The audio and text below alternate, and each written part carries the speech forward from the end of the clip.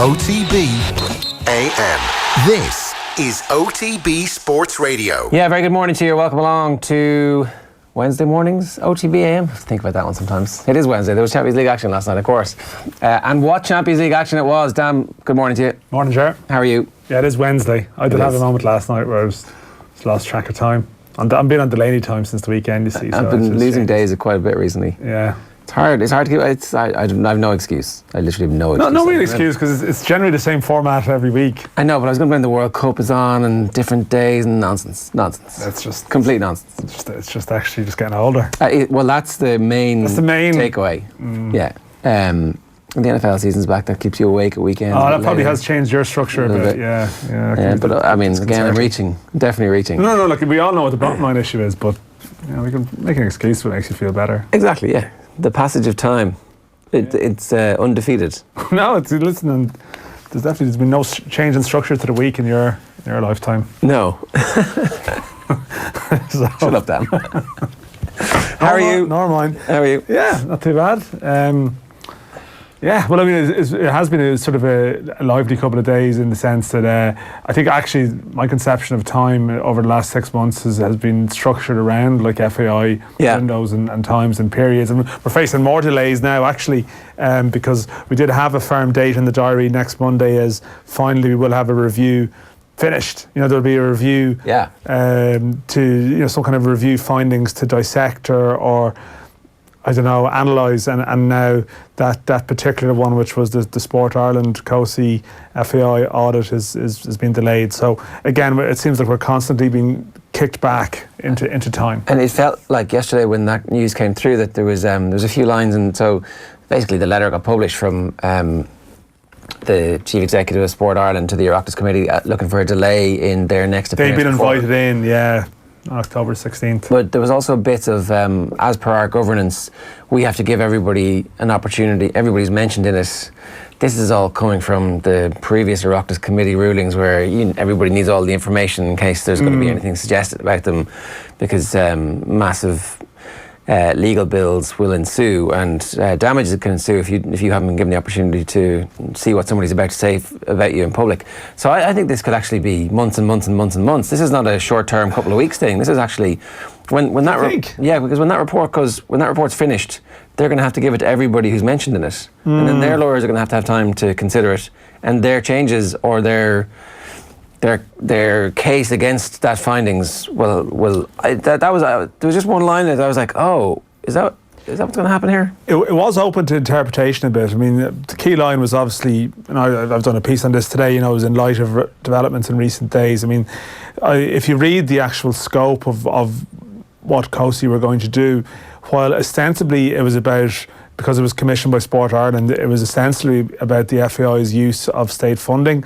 The actual the scope for what they were looking for was extremely detailed in terms of sort of details of credit card, bank statements. Even if you read into it, like HR files and stuff, over a period of time, primarily centred around 2015 to 2018. So while it's not referenced directly in the email, in the letter, that in light of recent days, I mean, there's obviously been a very significant HR development with John Delaney's departure, and clearly off the back of this, COSI they're requesting more information from the FAI, which has a domino effect in terms of because it did appear, I mean, as of maybe last week, that it was ready to go. Told it was ready to go, which was around the time actually when I'd heard that the Delaney thing, while talks might be back on, that it was still a couple of months away. Okay. So I mean, that's a resolution has been found in that quickly. But what I would take from it, I'm not so sure about the timeline being that pushed back. You could be correct. I hope you're right. I mean, it certainly is a delay, but certainly what you do take from it is that that all the eyes are on the FAI still. That ultimately, if there was a belief that, well, this deal is done and that will have no impact on the timeline of stuff this autumn or this winter, well, it's just not deemed satisfactory anymore. It's not deemed satisfactory that a deal of that consequence wouldn't be in some way dealt with in these reviews, although it still is quite hard to clarify at times how much power these reviews have really truly to look into fully the affairs of what is a private institution that takes public funding. It's not a completely public institution. So it's only a small amount of public funding. Yeah, really, so there's an element of a grey area there. But I mean, I think I would make the point that their independence is not quite what it was, no matter what slant they put on it, because that public funding freeze is held over them, and as a result, it's a great power to have to say, well, state funding is still suspended. You haven't done everything we want for state funding to be activated again, and they can sort of push it and push it and push it in a way that leaves the FAI's control quite limited. Yeah, with the caveat though that if UEFA decide that they're going to bankroll it until they get back on their feet, then that there is one other alternative source of cash, which is a way out for them. And if we're relying on the government to be the gatekeepers of the FAI, then we're screwed, because we saw what Shane Ross was like. We saw what the government have done. They were happy as Larry for John Delaney to continue the way he was doing. We saw Shane Ross get a load of tickets for games for his constituents from John Delaney. We saw what happened. So the FAI needs to somehow be reborn, and it's not going to be reborn with Donald Conway as the. No, that's the way things are going. Still in situ.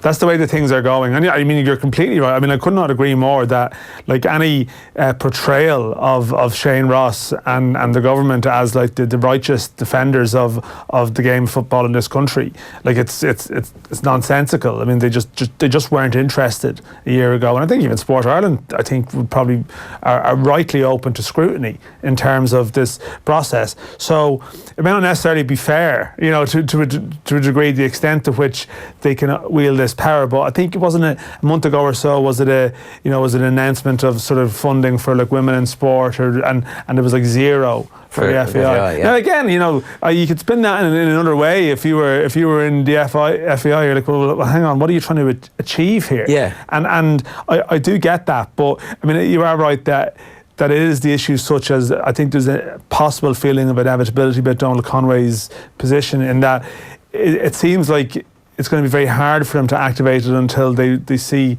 they want certain people gone. I mean, Noel Mooney will be moving on. He probably would have liked, I think, to have played a role going forward, but he won't be. So these are just the rules of the game now, and this is, as much as the FAI will, and correctly, I mean, UEFA are keeping the show on the road, but the optics of your funding from the state being suspended, talking about large-scale projects like Daily Mount at Glanmire and all these things, you can't be seen to be behaving in a way that might jeopardise these things. Yeah. That's the problem that they face. All right, let's move on, because we'll come back to that a little bit later on. We'll obviously get comments about it as well. If you want to get involved, you can leave a comment in whatever stream you're watching. OTB AM this morning. The best place to get us at the moment is the Go Loud app, if you want to just listen to us as a radio show. So what the hell happened to Spurs last night? Beaten 7-2 at home in the new stadium. Is the new stadium cursed? Is this Spurs just being Spursy? Is this because Pochettino's got no interest, or is that just because these things happen in football sometimes, where one team whacks another team? You threw the cursed stadium theory into my head as I was just sitting down to take my seat. I was thinking about this, going, hang on, have I missed something here? Is there something? An old Irish burial ground. Yeah, did someone didn't respect a funeral at one point on the way to building it. I don't know. I mean, I was watching most of that game last night, but then it sort of, flicked over to the championship scores, which were on Sky Sports News, because of the goals as they come in, and it was towards the end of the game. There was a few things going on, so I switched back, having seen it had gone 5-2 and then 6-2, and then from the tip off 7-2 without Spurs only touching the ball. Yeah. And it was like that thing where a team has thrown the towel in. It's like people have been involved in a game of five-a-side or something, where people suddenly realise the teams are uneven, and everyone gets slightly demoralised, and goals just start going in without people even sort of recalibrating from the tip off. And you're thinking, this is an elite side. This is not. This is last season's beaten finalists. Yeah, and I mean, I saw them last week against Colchester in a very different type of environment, different type of setting. It was, it was a cup type, but there was still a lot of established players on the pitch at the end of the game, and they just seemed to be they were there physically, but they sort of weren't really there in a real purposeful, coherent manner of a top side. And I mean, there's that drift is almost there. Just that's they were sleepwalking through the end of the game. They've lost something. Something is broken.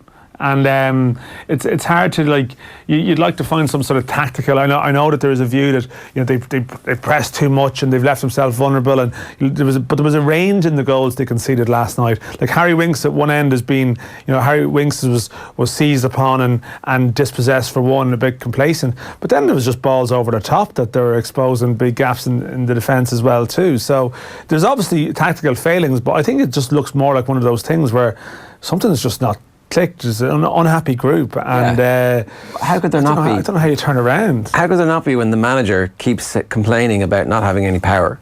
Like from the start of pre-season, it was like, don't ask me, ask Daniel Levy, and then they should change my title. I'm not even the manager here. I'm a head coach now. It's like he has undermined his own authority while trying to have the power battle with the chairman, and I guess at some point the owner is involved as well. And it didn't work to a point where he got it back, and he certainly hasn't looked happy. No, he hasn't been the no. Like he hasn't. He doesn't carry himself as though he's happy. Although I said, from this one close hand experience last week, that it wasn't like he was particularly angry. It was almost like he was resigned to it. It's like, well, this is the story of our season now. The questions would be, there would be references in questions to, new players. We have to bring some new players through and maybe look to the January window. But it was almost like, well, this is the hand I've been dealt. They haven't managed to get rid of some of the players or move on. I say get rid is the wrong term, but they probably could have sold Eriksson in the summer, and that didn't happen.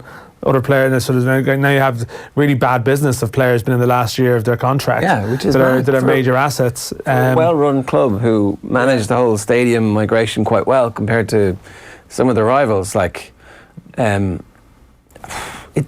you fix it? I really don't know how you fix it. I mean, this is it a change of manager? Somebody comes in and goes, look, you guys are all great. Well, I think it is true that if it's still a great job for someone else. That's an amazing job. It's so you have this stadium. Okay, a couple of these players here, they're gone at the end of the year, but that actually facilitates your rebuilding process if you're the manager. For a next manager, it's not a bad project to inherit at all. But for a current one who's been there for 5 years, who's been there before, who's exhausted and can't face rebuilding 2.0, and is probably thinking, God, maybe I should have just got out of here when I was talking about it. That's pretty obvious. It is. That's the trouble. The hindsight on that is 100%. But how damaged is he and his legacy, and worse than his legacy, sorry. How damaged is his CV for the next gig? Does somebody just write off these few months and go, that's fine? I think that they would probably get over it and do that, yeah. But there's only so many times you can have a night like last night. Yeah. 7 goals on your own patch. When you think about it, it's like an old school football score. It's something that happens when things are. You knew that things weren't great, but there's sort of an extreme version of it last night that they to be sort of torn asunder by a Bayern side that isn't regarded as, this is a great Bayern team. This is their arrival or their announcement on the scene. Yeah. So it is damaging. But I think the story is written. He has a body of work of 5 years, or however long it is. I think it's around 5 years now, that he's shown he can manage a project, and he did bring them to, they've challenged for leagues, and they've got to the Champions League final. So he'll be okay. He's still number one in the seat for a lot of jobs to come up. But again, he's gone from being like the number one candidate, Man United and Real Madrid, to do you think we're just gonna? Well, who's ahead of him? If Ole gets the bullet now in the next 2 weeks, who's ahead of him? I don't know. You're sitting down to do that short list. I don't know. I'm trying to think who it would be, but I think that if you were hiring him and spending all the money that he wanted, and giving him all the assurances to now being, are you sure you still have the belly for this? But I think with the United thing, why he seems such a fit, it's that he also has a reputation for also managing a club that likes to bring through young players, and that's part of his appeal. Maybe for Madrid or something, it's slightly different. Yeah. But the United job, I still think he probably ticks a lot of boxes. All right, we're going to talk a bit more about this with Graham Hunter and John Duggan around about 8:30 this morning. Here's what's coming up. Going to talk a bit about Paula Radcliffe on the BBC last night, because that was quite the performance. One of the most interesting performances she's ever given, you'd have to say. Andy Farrell has been doing press this morning overnight. in Japan. We'll talk to Keith Wood after that about Ireland's prospects tomorrow, as it is now, in the game against Russia. Then Graham Hunt is going to join us around about 8:20. Champions League, more talk about that at 8:30, and then back to our man in Japan, Owen Sheehan, at around about 8:30. Mark McDermott, part of the coaching ticket for the Russian backroom team, Irishman obviously, and then money in the GAA. What the hell's going on? That's one of the stories that we're going to get to in the papers next. Let's just have a listen here to Paula Radcliffe speaking on BBC Sport last night. Because no athletes have been sanctioned, have real anti-doping violations been transgressed by athletes? I don't think so. Otherwise, we would have seen athletes banned at this point, and there hasn't been that. Unless they're historical, because they were the whistleblowers, obviously, were the athletes who'd retired and were no longer, some of them were no longer competing. But they can still be sanctioned. We're still seeing athletes sanctioned now for anti-doping violations that are long retired. So I think had there been anything there, that would have come out. And I think that's what a lot of people were waiting for. We talk about how long this investigation's gone on, how much money has gone into it, because people were waiting for something big. I think USADA thought it was something big. I think USADA were trying to maybe regain a little bit of face also for the Coleman fiasco and everything that's gone on. That's relatively recent, obviously. Yes. That's only this summer, isn't it? But in going with this, they've maybe been thinking there's something along the lines of the Lance Armstrong, which was huge. And this is bad. It's bad for the sport. It's good for the sport that it's been uncovered and that it's come out. But it is bad for the image of the sport. You about. There's another 7 minutes of that goodness from Paula Radcliffe, as she basically says, no, this isn't a big deal, nothing to see here.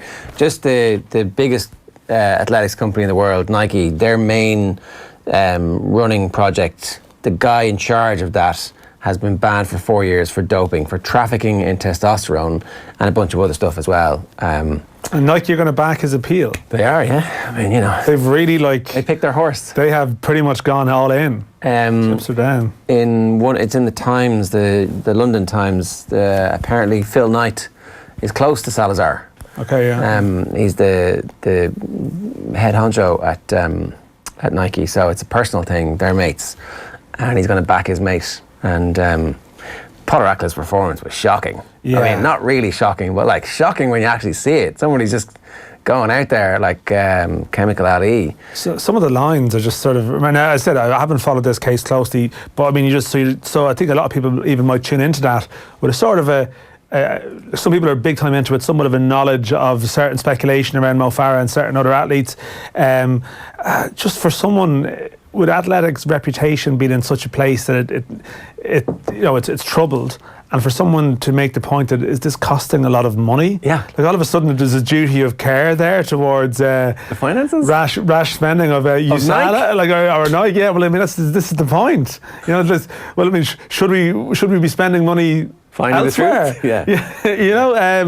I don't know. I mean, that's the line that jumped out for me. I know there's obviously there's other questions and very valid points that can be aimed in the direction of Paula Radcliffe, but just that line. Yeah. It's like this is a massive crisis for your sport. And you shouldn't be front and centre saying, "Oh, this isn't a big story. This is worth to spend." This isn't a big story because no athletes were found. It's like, well, it's early days yet. I mean, this is history. That part of the investigation is over, and let's just wait and see exactly what else comes out from what else Salazar was up to over that period of time. He's been in Oregon for basically 20 years, since 2001, I think. And he's like some of her lines are remarkable. There was one about he just likes to push the boundaries. He just needs to see where the boundaries are. But the best part about this, I think, is that everybody in Britain is finally waking up to the nonsensical nature of. Steve Cram was on BBC being interviewed as well yesterday, and it was like, I mean, we have to believe in what we're seeing. It's our job to report on the things that we see, and we have to believe in it. And it's like, there is something.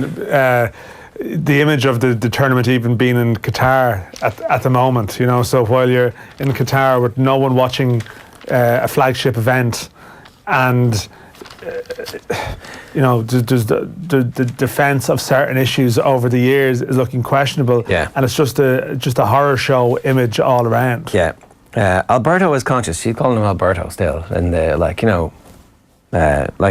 anyway. So they'd obviously be. I don't know if everybody knows each other, I suppose, in the small world of athletics. Alberto is conscious of finding out where the limits lie.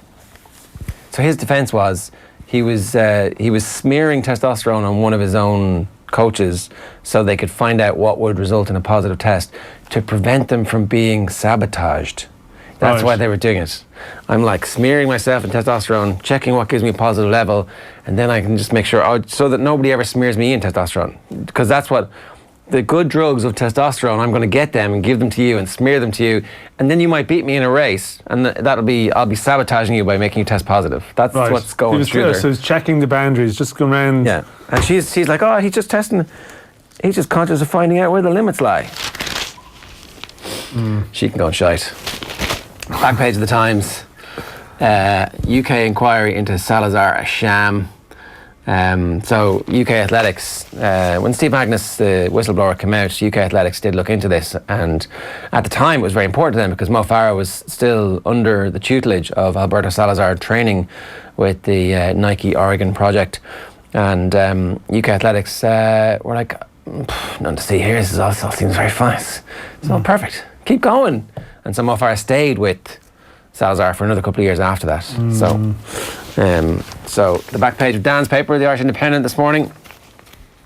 McCarthy's faith in continuity will define key week front. We're going to talk about that. Right. We'll discuss that. Yeah. There was a lot of annoyed. Oh my God! Around the office yesterday when the squad came out. Schmidt insists belief in his Irish side has not wavered. This is Roy O'Connor in Kobe, who has been talking to Schmidt this morning, who says, no, when asked if his belief had been shaken. Before the tournament, Japan worried me probably more than Scotland in a lot of ways because we knew Scotland inside out. We've only lost one of our last 7 games against Scotland, but obviously he was right to be worried about that. And then the big GAA story overnight. Supermax asked Galway, where did the money go? So they spent 1.5 million and now they're going, what did we spend the money for? Where exactly did it go? Did the players benefit? Did administrators benefit? How exactly was this money spent? And they also want the Mazars report that was commissioned on behalf of Croke Park and had 39 findings and recommendations. They want that made public so that everybody in Galway GAA can find out exactly what's going on. A good old Mazars report. It's been a great year for Mazars, really, isn't it, in terms of its place in Irish sporting life. Is it fair to say they're the new Genesis? They are. Their stock is rising dramatically, but I mean, that's. I think just a statement from anybody that just lays figures down on paper. You know, like we're not used to in Irish sport. There's always a lot of culture of secrecy around, like a lot of figures, a lot of money. Maybe in GAA in particular, but also like just in general, like compared to like American sports where you can look up the salaries of people and you can look up, you know, you can basically find any information that you want. So for someone to very coldly lay down a statement, you know, as sort of pictured on screen, and just so here we go, 2015, 2016, 2017, there's your right down to the pennies and pence, you know, in the sense of like your specific amounts, and there you go. And who got the money? How did you use it? I want to know chapter and verse. And I'm sure there are records kept. Of course, there must be. Yeah, no, I mean, it should be a straightforward enough procedure, really. Good opportunity for the Galway County Board to come out and answer some of the questions that have been floating around them. Substantial amounts of money. It's, I mean, maybe not entirely surprising because it's you think of how powerful the you know Gaelic Games is in Galway, and it's maybe not surprising, but it's still it's just a remarkable story that it's been laid out there so publicly. So your piece today is about the Ireland squad, and Mick McCarthy has been very loyal to his players traditionally down through the years. If you had a good game for him at a key moment, then you were in that team, and you basically needed to have a broken foot not to get out of the team. And look, the players obviously love that. You can see that the players who played under him in the first Republic of Ireland era are massive defenders of him, and they can see when he's making the decision what the thought process is behind the decision, while some of the rest of us are left scratching our heads going, why is he doing that? And they're like, oh no, it makes sense if you think about it this way. Yeah, and he was naming a squad yesterday for 2 difficult away games in the space of 4 days against Georgia and against Switzerland. And I do think, you know, from the outside, from the sort of public perspective, sometimes there is too much of a desire for new things, and like international performances are completely forgotten because someone hasn't had a great time with their club in the previous month. Like Mick McCarthy would look at that and say someone like Scott Hogan, for example, who's included in the forward department, where quite a lot of people would like to have seen Aaron Connolly. And And he made the point, well, actually, Scott Hogan came off the bench against Denmark and did well for 10 minutes and come off the bench against Switzerland. And actually, he mentioned how he made a run at one point that drew the player out for a throw that led to the goal. And I can sort of understand that. And I think that, again, we see someone do well for their club, a young player, like bright new thing. We want them. But I still think there would have been room for one of the players. I'm not saying throwing all of them. I didn't necessarily agree with Parrott this time myself, I have to say. I don't think, one League Cup appearance, with Spurs where it was quite difficult for him. And I can see why for a Georgia away game and Switzerland away game, it might not be the time to introduce someone like him. But someone like Connolly, who's coming off the bench in the Premier League, or Michael Obafemi, who's coming off the bench in the Premier League regularly, to have them on as a bench as that option, I can understand it. But he's taken the view that this is our group, they're unbeaten, and that will, from those players, those players who maybe haven't had a great time at club level they'll feel great walking in going, I've got a manager here who believes in me and believes in us, and they're looking on that bond to get us through. But those decisions will define how things go. There's a target on his back if things don't go well now over here. You know? The Troy Parrott case is one case. The Aaron Connolly case is different, though, right? I think the Connolly case has evolved now over a period of a couple of weeks, because he's coming off the bench he's basically number 12 for Brighton at the moment. Now that's because Brighton's squad possibly is quite light, but still he is number 12. I saw him last week play against Aston Villa. He plays as a central striker for Aston Villa. Mick sees him as a left winger, having seen him impressed there for Stephen Kenny's 21s, where he plays on the left wing because actually there's quite a lot of central strikers, whereas with Brighton he plays sort of through the middle. He was up against two big Aston Villa 6-foot centre halves last week, and he did well. He's Mick talks about the physicality of Switzerland and how, and we saw that at first hand in the Aviva, and he maybe feels that could phase certain players, but I don't think it would phase Connolly. But there's a balancing act between, you can't just bring all these kids in that everyone wants to bring in. I think it's probably naive to call for just that massive overhaul in one go. But to go for none, zero, leaves you under a bit of scrutiny. It definitely does.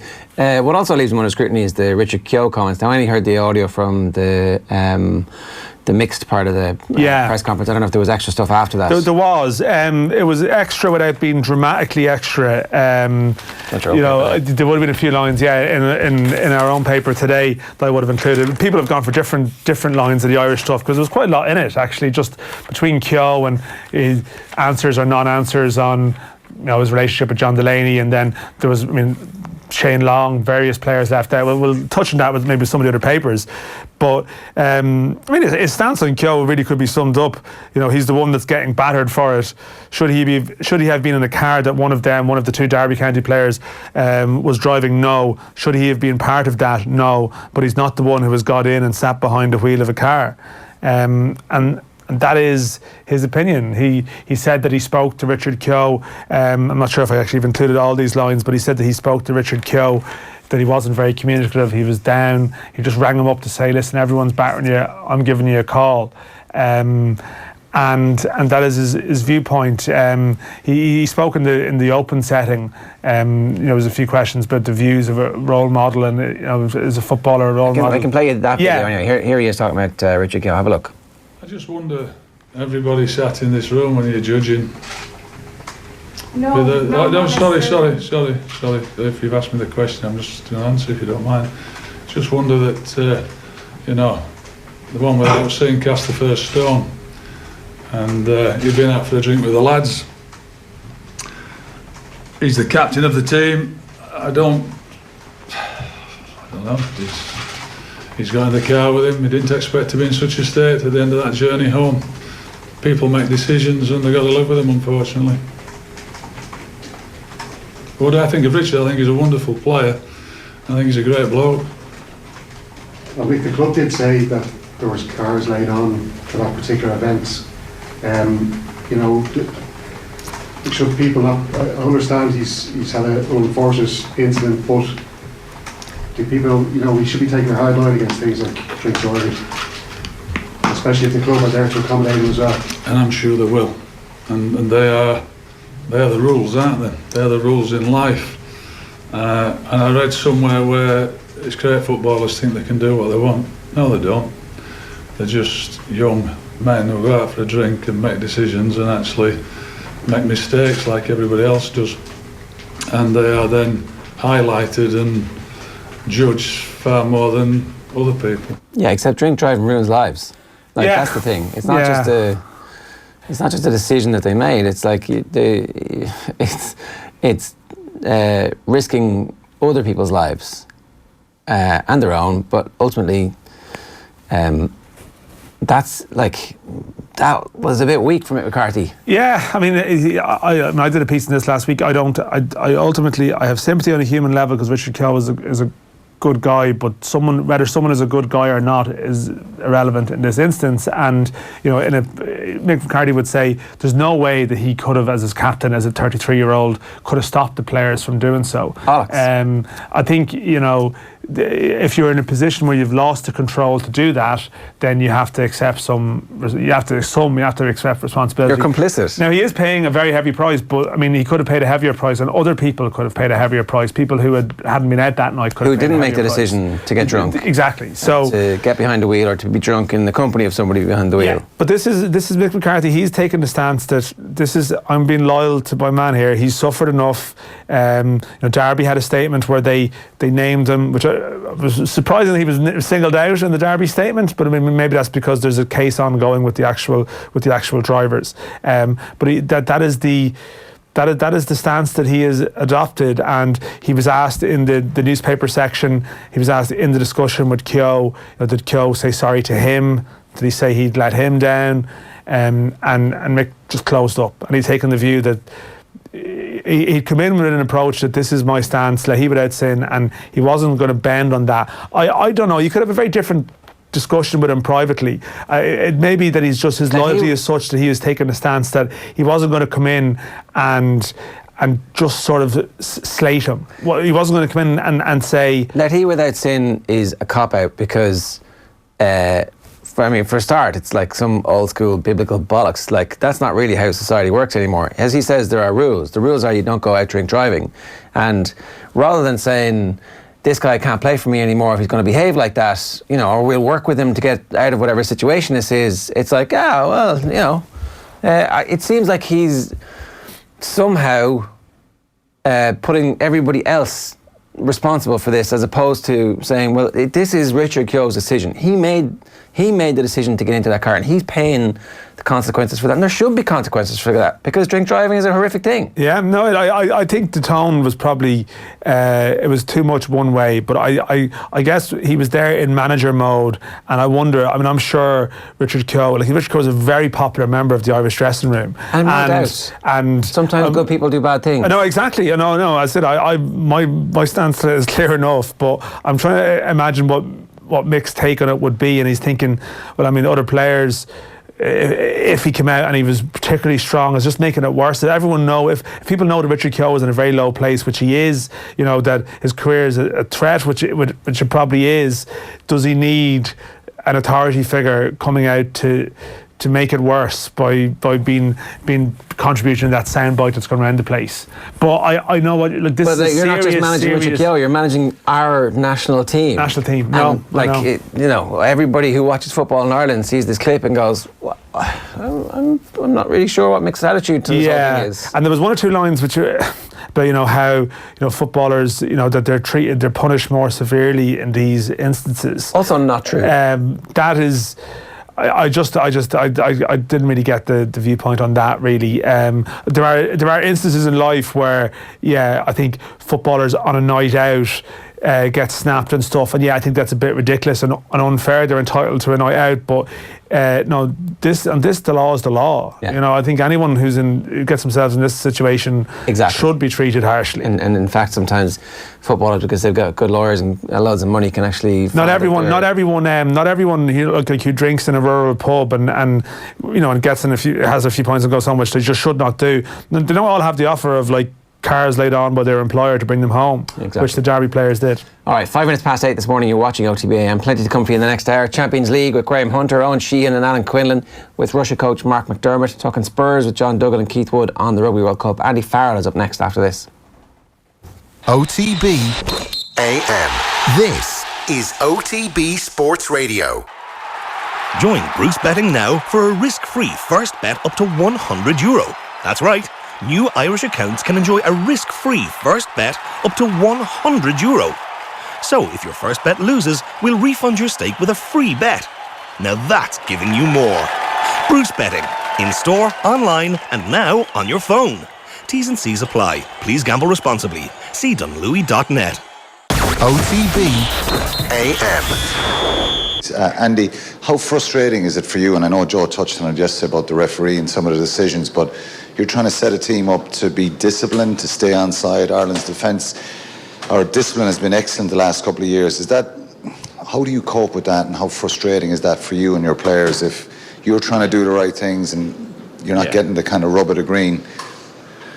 I suppose it's like any type of error that you make as a team. I was just explaining before, as far as the stadium here is concerned, you've got to adapt and have a no excuse mentality. But I think the only point that Joe was trying to make yesterday is that we're a disciplined side and we pride ourselves on our discipline massively. We don't want to go back into our shells. In fact, we've been practicing rugby league this week. We've been going back 10 metres, so we're not offside.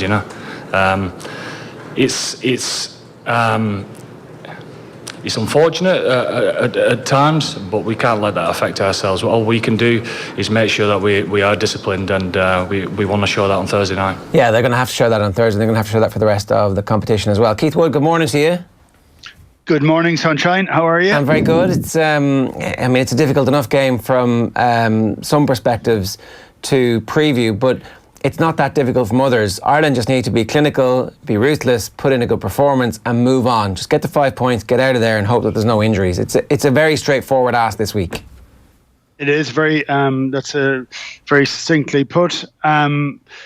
If I'd go back to games that I would have played a long time ago in hard conditions, the idea when you're playing against a team that isn't as good as you is to remind them of that fact as early as you possibly can, and just absolutely turn the screw on the pressure.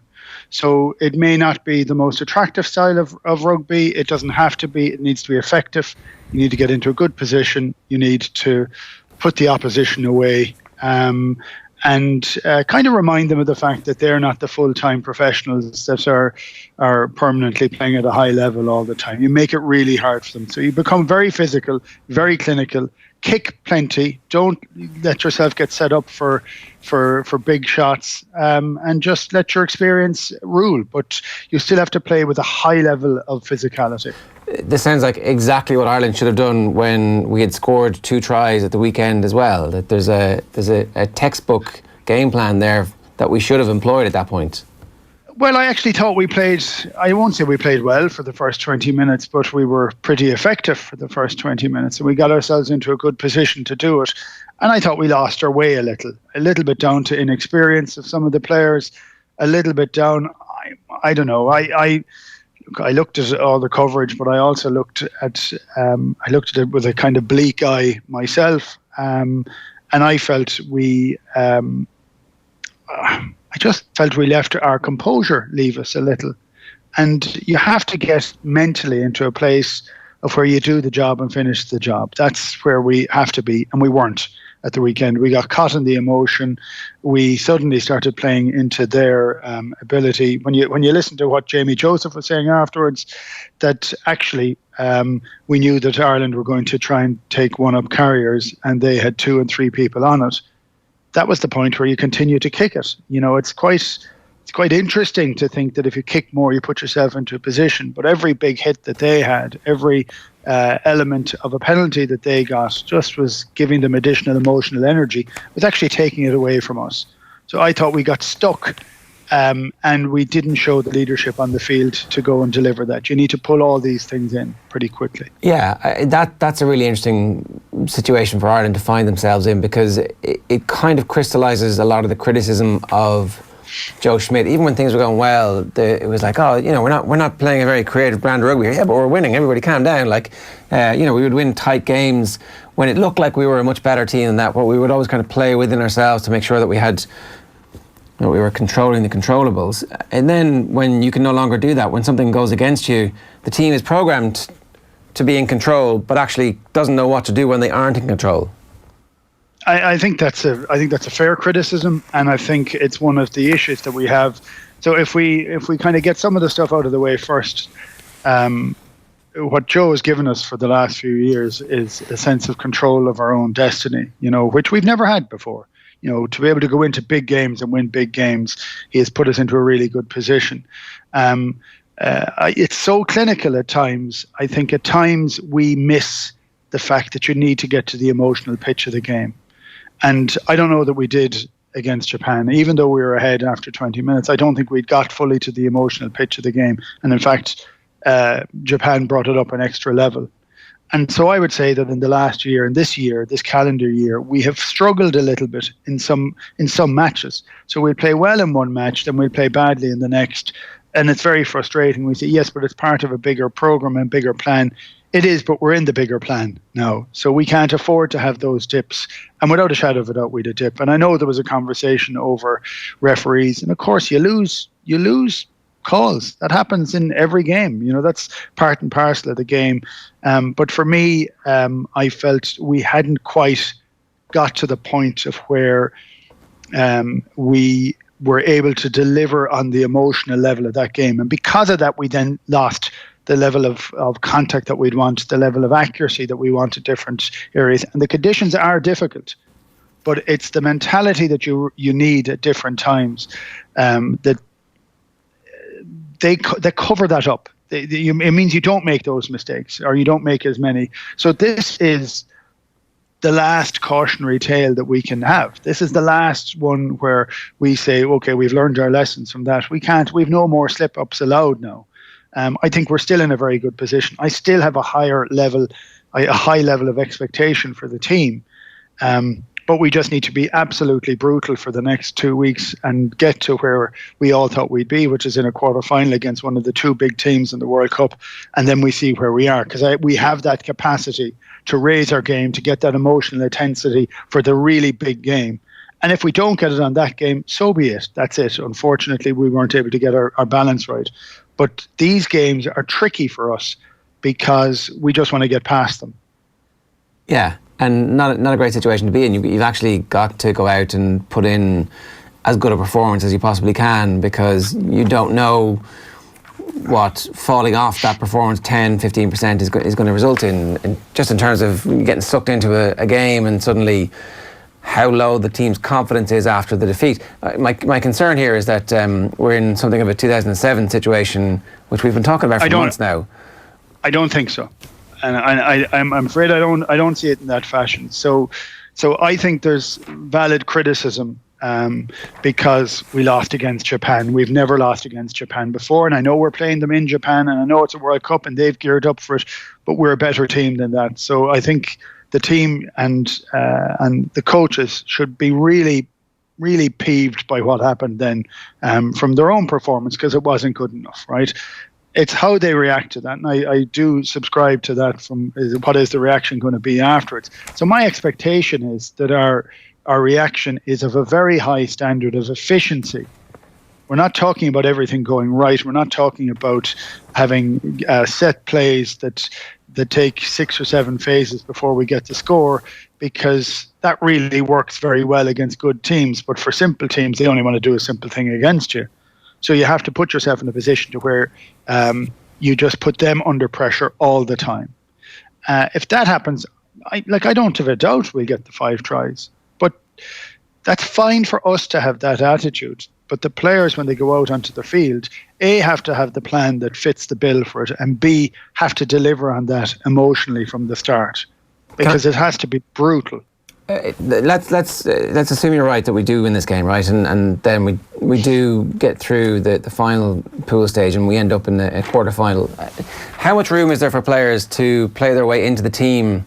Or is this all still pre-programmed? Does he still have his sense that, like, my first 15 is essentially my first 15 with maybe one position here or there? I guess I'm wondering, are there any repercussions for the people who performed so badly against Japan, or do they somehow just get a pass for that?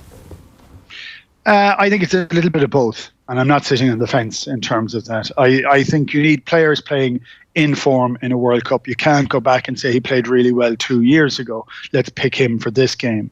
The guys need to get And you'll notice it in training, and you'll notice it in the matches of which players are up or not. And that's the selection. That's what it's going to be. I don't think it's going to deviate hugely from what we would consider to be our first 15.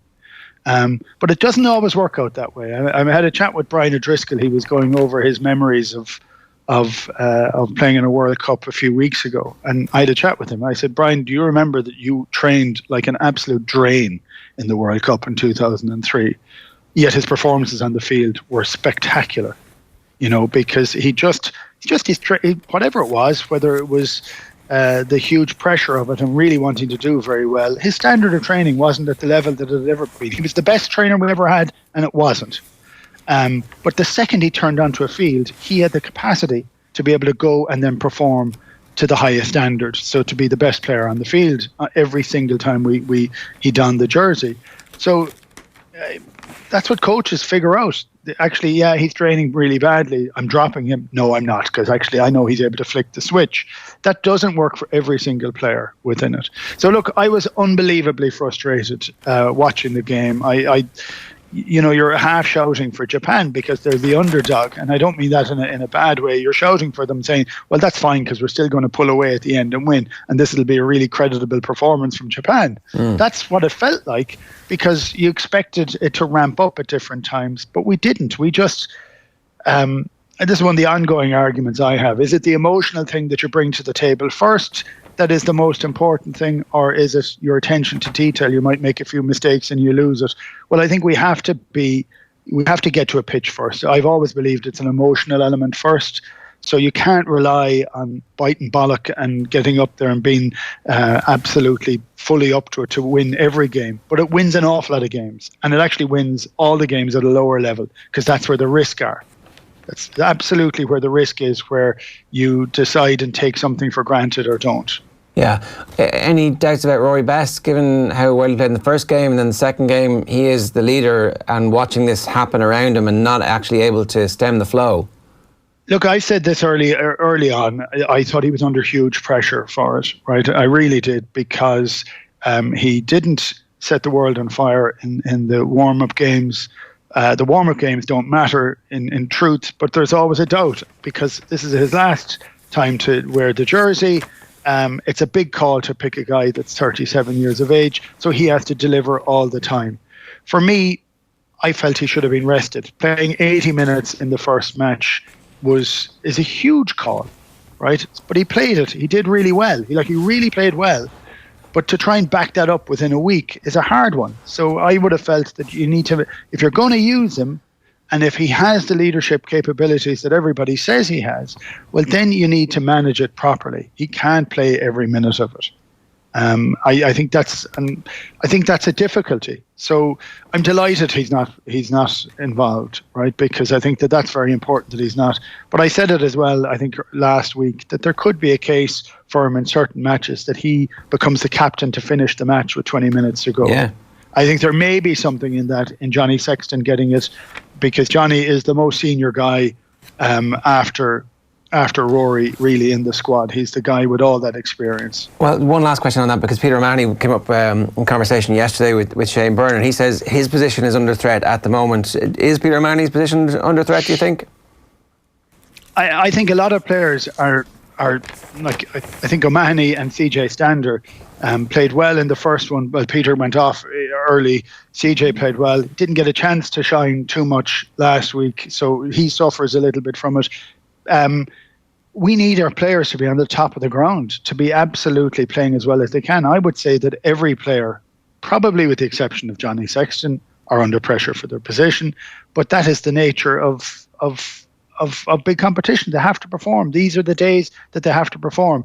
In light of the captaincy, I don't think that is something at all. I think Joe Schmidt has gone for his chief lieutenant, who's delivered for him year after year after year, and he's saying, look, we're in a small bit where we're not in the right place. Let's put a guy in who's actually able to pull the strings anyway. He's going to see more of the ball than anybody else. He's going to be vociferous anyway, but let's just give him the mantle. And I think it's a huge honour. So it's an honour Johnny has to wear and wear very well. Lots of guys get a chance to captain, well, not a lot of guys get a chance to captain, but you do get a chance, and you tend to have a way of getting into it.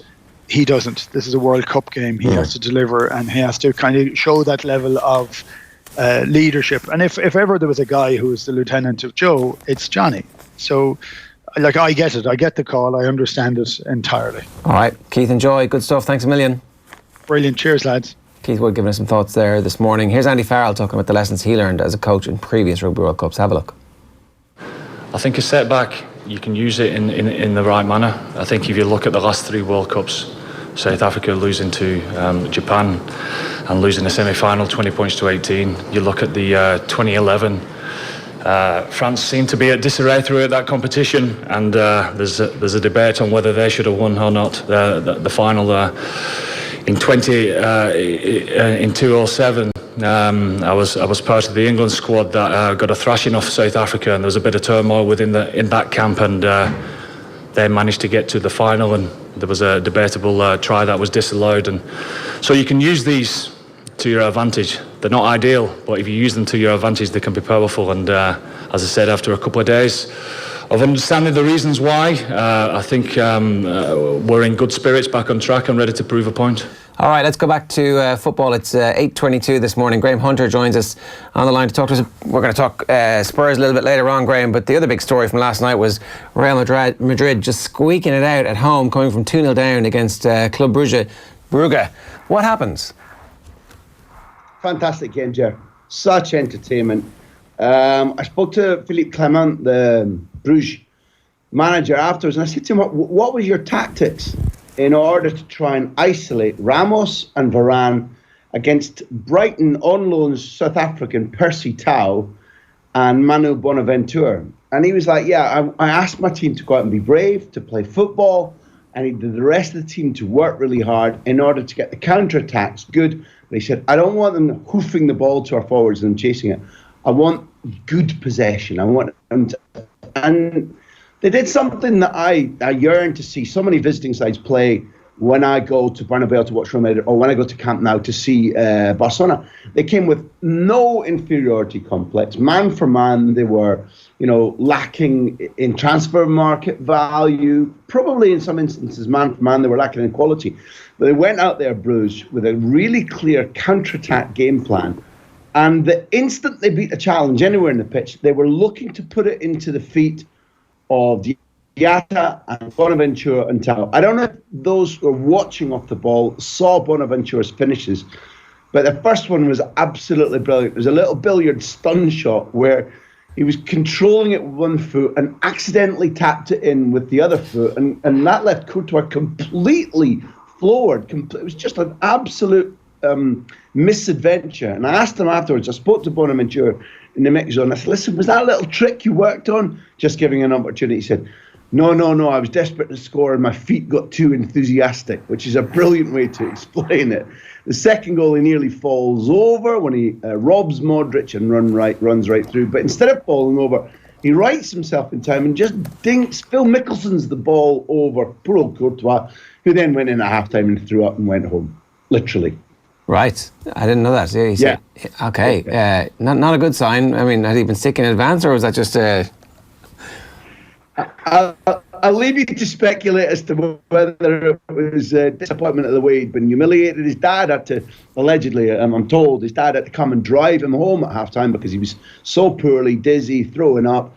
Areola, the Frenchman at the time for Paris Saint-Germain, came on, made an outstanding, big-bodied, Schmeichel-esque one-on-one save with Bonaventure for his hat-trick, the Nigerian. And immediately Madrid went up the pitch, ball into Ramos, who look, it was almost a Pippo Inzaghi with Alex Ferguson. He looked born offside in that one. I just can't understand how VAR eventually gave it. VAR showed it being onside, but the naked eye said, no, I suppose that's why computers rule the world. But Ramos's header came directly in that flow of play, which led from Areola, saving one-on-one from Bonaventure for Madrid to go 3-0 down instead, 2-1, eventually 2-2. Mignolet, 2 fabulous saves. Look, Jared, if you're a Real Madrid fan, then Well, at the Bernabeu, although there were whistles at halftime, huge whistles, and Courtois whistled because they've lost faith in him, the fact is that the atmosphere was volcanic. It was an early kickoff. You expected there to be fewer fans there because Madrid fans don't like starting a game at that hour of the night, 7 p.m. And, the reaction in the second half was wonderful compared to a woeful first 45 minutes. So the cynics, the doubters, will be feeling more hawkish today. But for anybody who just went along to watch a great game of football, this was Champions League at its absolute finest. Okay, I mean, there's no evidence that this is a hinge point for their season. There's going to be a turning point, that they somehow look at the rescue act that happened last night. But we've seen this happen for Real Madrid. We've seen it happen for Zidane in the past. Is there any sense that this might be a turning point? Well, if you amalgamate it with the way they're playing domestically, they left their dignity in Paris, didn't they? Literally, they'd have to phone up to Lost Property at the Parc de France and say, hi, have you found our self-respect? From that point onwards, they then go and win 1-0 at Sevilla in one of their best performances for 8, 9, 10 months.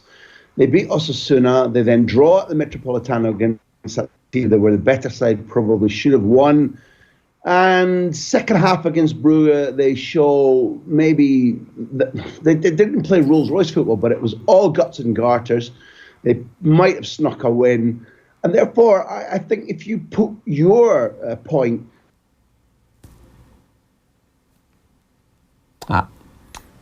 We've lost him. It was a great game, that Madrid-Bruges game. Actually, the early kickoffs, the Inter Milan-Slavia Prague game a couple of weeks ago, and the Madrid game this time, you have the away team from the smaller league, but they've actually sort of gone and really impressed. And both of them struggled to close it out from promising positions. But I really enjoyed that game yesterday as well. I sort of got to see most of that match.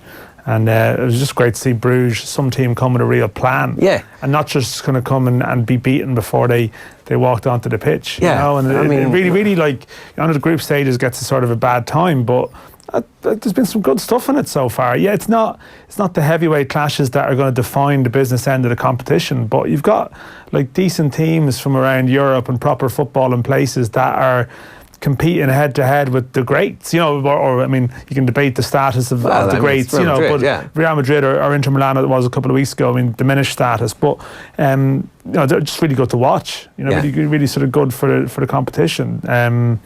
There's still a few stories to come in these group stages yet. I think Graham's point earlier about a team coming somewhere like the Bernabeu and trying to actually get it. Graham's got one last minute for us. Yeah, we were just talking there about how good the group stages have been. Let's move on from Real Madrid, because we'll get to talk about them for the rest of the season and if anything is imminent or otherwise. But something might be imminent at Spurs. I don't know. What did you make of it? I know you didn't get a chance to see it because you were obviously at the... No, I watched it afterwards because we had the early kick-off here, so I was able to tune in and, look, it's a long subject for a short answer. Prior to the result, people around the club had been talking to me about some of the players, how can I phrase this, choices that they're making in their lives away from the training ground, and that one player in particular was going down a path that bore no relationship to the way in which this disciplined, organised, intelligent group of players has played poch football for, several seasons now. The phrase, to hear Pochettino afterwards talking about his players having given up, is desperate. I've long been an advocate that the brilliance of managing a football project that was succeeding at a time that they were laying out serious money for what is an outstanding training ground, and then pulling together even a delayed stadium project while not spending money on footballers, while having a very tight and well-controlled salary structure. It's been a mini miracle. And the fact that Pochettino was speaking out over the summer in my, in the sponsored stuff I do that's associated with my podcast, I made strong predictions in the summer that when you hear Pochettino speaking about lack of investment, when you understand that people who have put out in order to get to a golden future. And then they find that the golden future isn't an influx of necessary talent and youth. Then you know that it just in life, not much, people get burned out. And I think we're seeing a group of people, perhaps including the manager, who've been thinking, if we get to that stage when the training ground is long done and the ground is open and we've done well domestically, then things will relax a little bit and there will be, the purse strings, will relax a little bit and there will be an influx of talent and youth, and it hasn't happened. And I think the burnout is there. I think they've given so much over so long. Many people stretched. But having said that, you have to follow the evidence of your eyes. Irrespective of Spurs, by their own manager's dictum, having hauled up a white flag, it's rare you'll see finishing like we saw by Bayern Munich. And you have to put that into the equation. You can't make 7-2 at home into a one-sided story. Bayern surprised me. They've had the domestic travails. I think they only won 3-2. I'm sure it's Paderborn, but they only won 3-2 away in the Bundesliga. To turn that performance into a 7-2 win in London is enormous, and the lion's share of the story needs to be for Spurs. But having watched that game and the way in which they finished the chance, some more just half chances. I've rarely seen finishing like that, and that has to be part of the analysis. Yeah, a fair point. Graham, good stuff. Thanks a million for joining us. Cheers, fellas. It's Graham Hunter in Madrid on his way back to Barcelona this morning. We're going to talk about the 7-2 in a minute, so maybe hold your thought for a second. It's 8:32. We're sticking with football here on OTB. Damien Delaney was off the ball last night. Here he is explaining how you beat Liverpool. When you press, say, Matip, like who goes? Well, what you would do is you'd let him come to you. So, if you're all in your slot, so if you have your number 9 and one of your number 8s, you'd have your other number 8 and your number 6. As soon as you'd say to your number 8, you know what, man, I want you to set up camp on the base of the centre circle in our half. Yeah. Right, so that's the trigger point, okay? And everybody now knows that as soon as Matip is kind of strolling or striding in, whatever he wants to do, fine, leave him. Stay on the base of the centre circle, look disinterested, keep the gaps nice and tight so he hasn't got anything too easy, really in to pick you.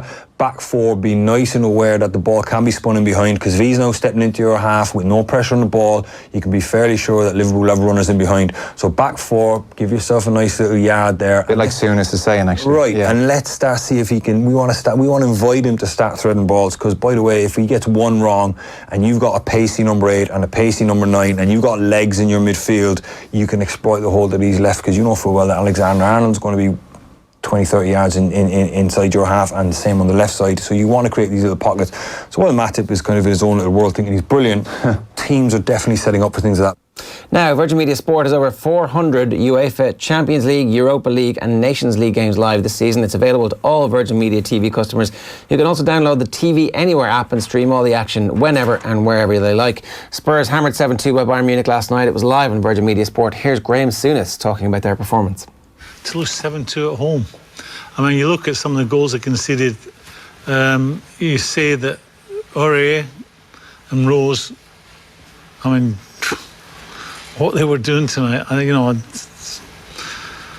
trying to play passes out from the back when their own teammates are under pressure, got nicked off them all the time, weren't in the right place defensively when balls were coming into the box.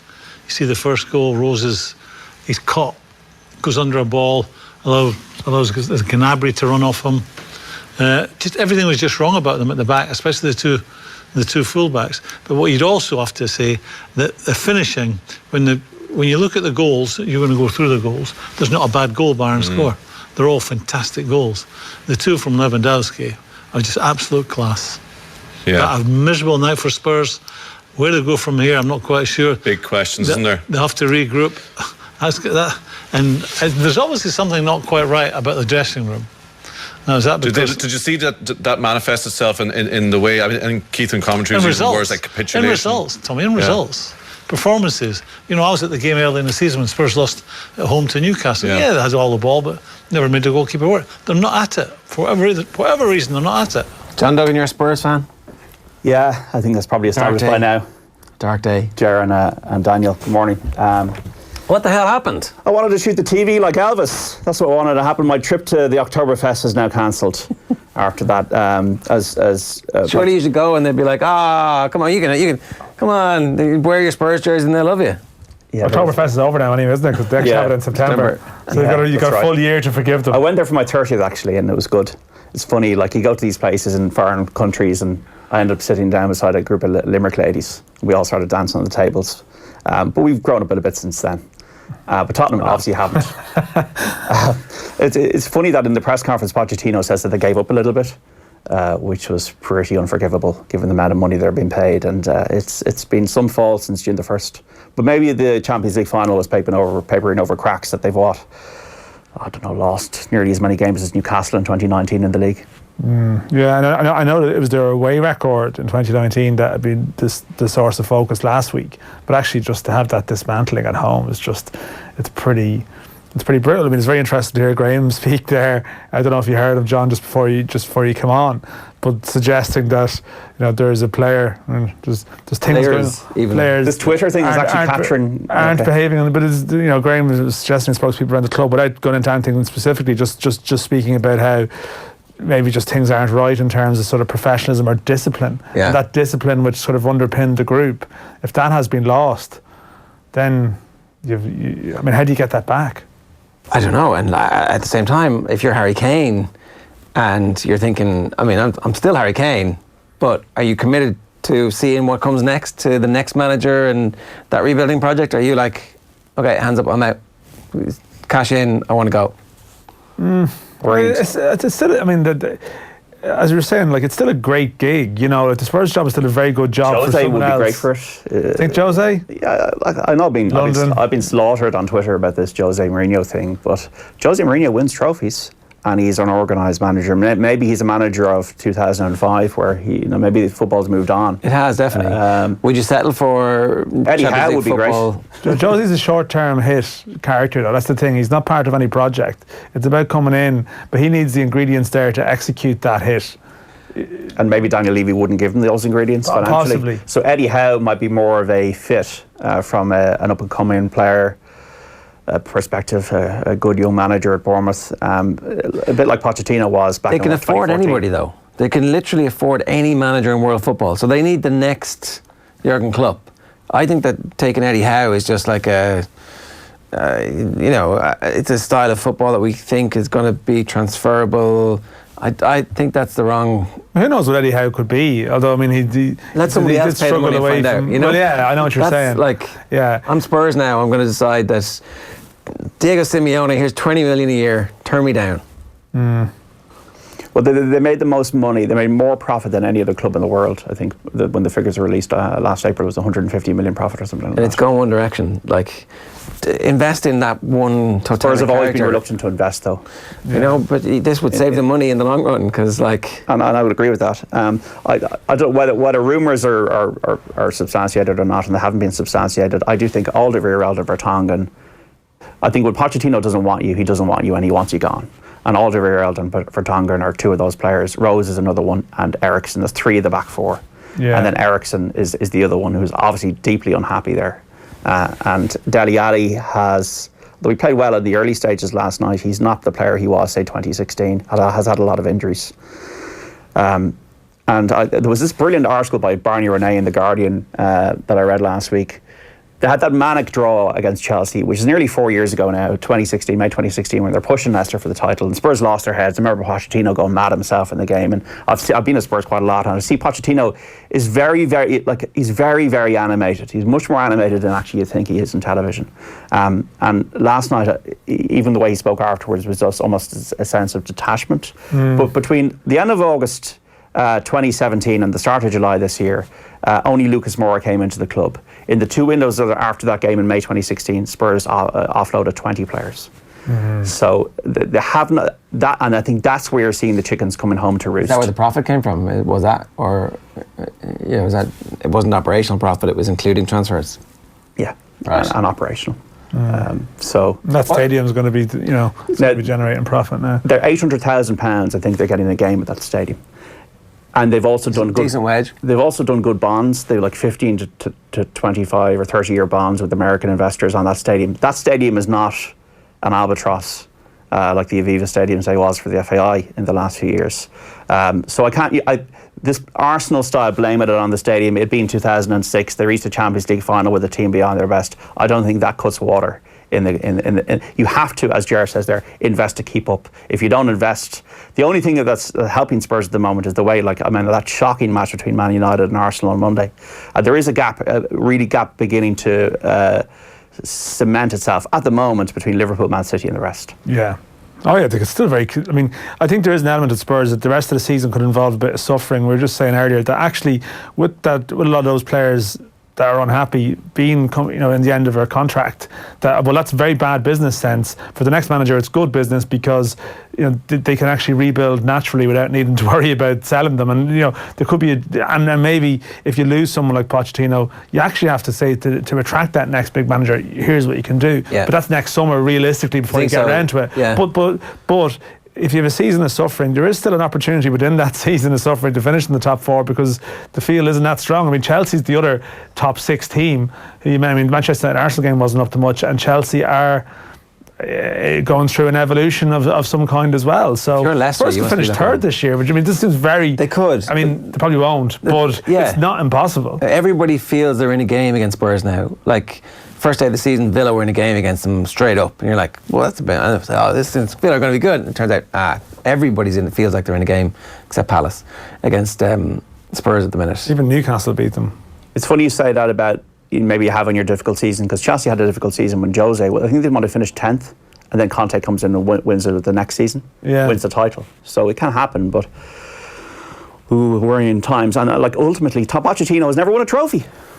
He hasn't even won a League Cup. That did come up last night with Damien Delaney as well. He was chatting about it, Tottenham haven't won a trophy since Robbie Keane was playing in 2008 in the League Cup final.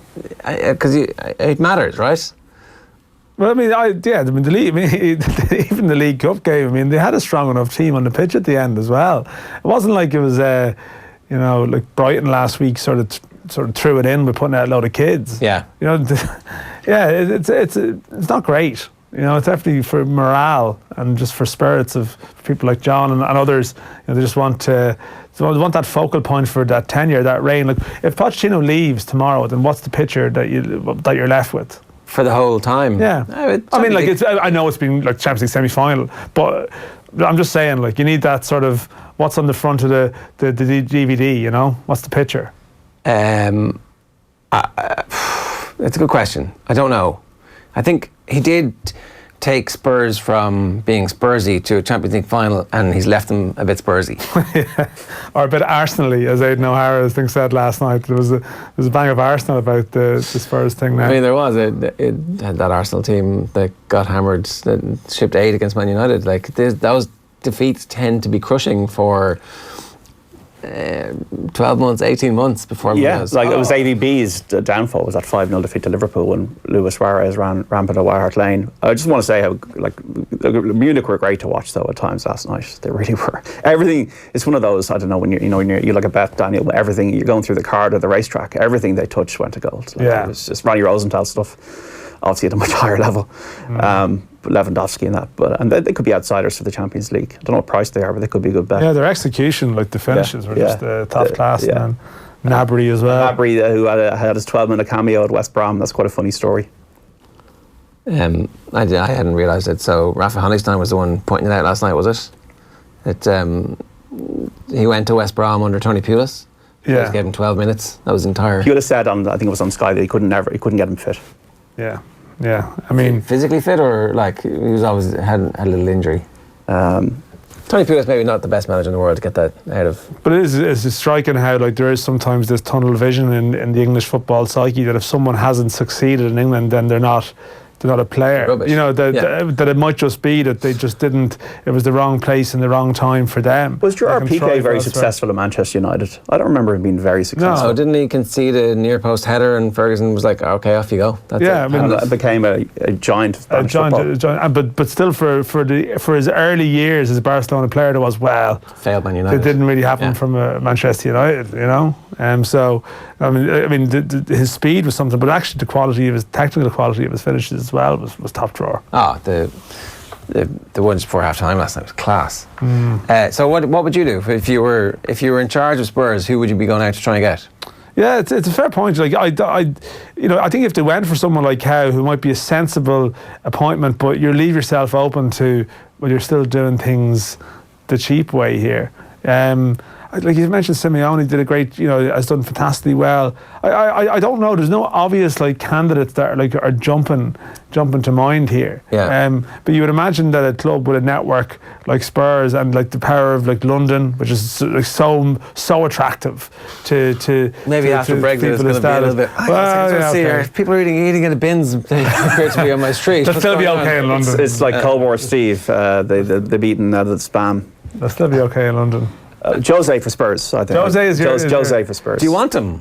I wouldn't mind. Right. I'm probably the only person in Ireland who thinks that. But I thought his stock had fallen so far that there was no chance of him getting into the club at that level again. But maybe Spurs is the perfect club for him.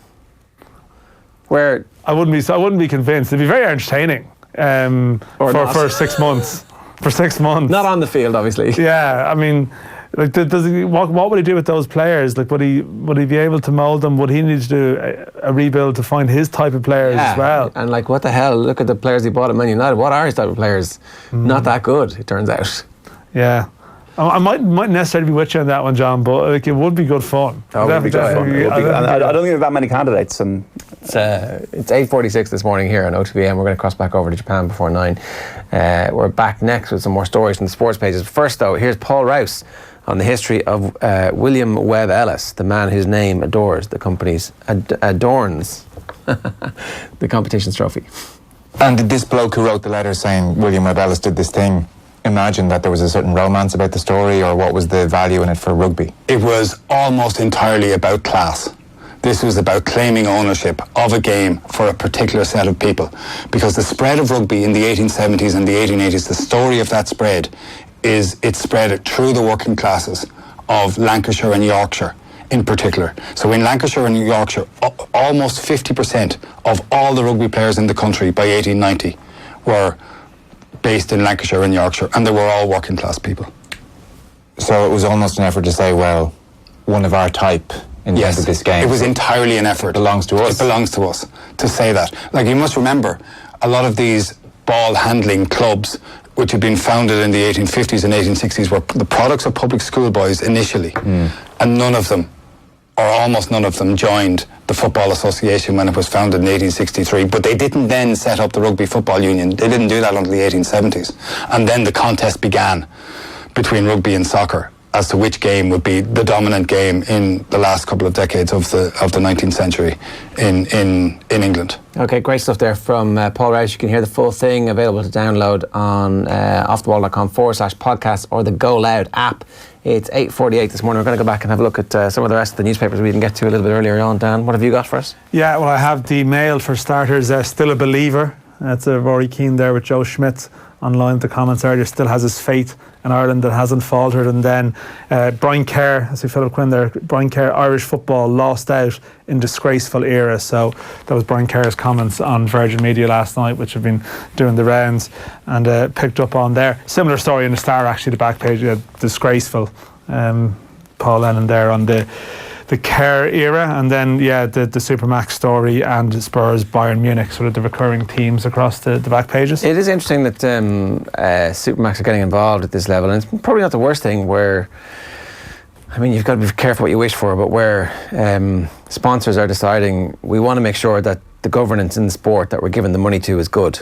Because if that had always been the case, then, and if sponsors were to take that natural next leap, then they would be asking questions and they would be looking for more open books, and those open books might be something that the rest of the world could see and maybe a rising tide lifts all boats. I'm grasping at straws here, Dan, I'm telling you. Yeah, well, I mean, I suppose I'm always interested in the broader issue of even though the finances and GAA as well, and like how money is spent, and obviously, I mean, that's a hot topic for a variety of reasons right now. I find it interesting with Galway GAA, I always come back to it, that like a couple of years ago there was a very promising player in the League of Ireland, Pádraig Cunningham, who was had a choice of a contract with Cork City, and then at the last minute Galway GAA came in with, like, I think it's a car and a job or something at the last minute. And there obviously is always that great power, and you know that power to be to turn heads of someone who has a professional football offer of some degree over here, and clearly,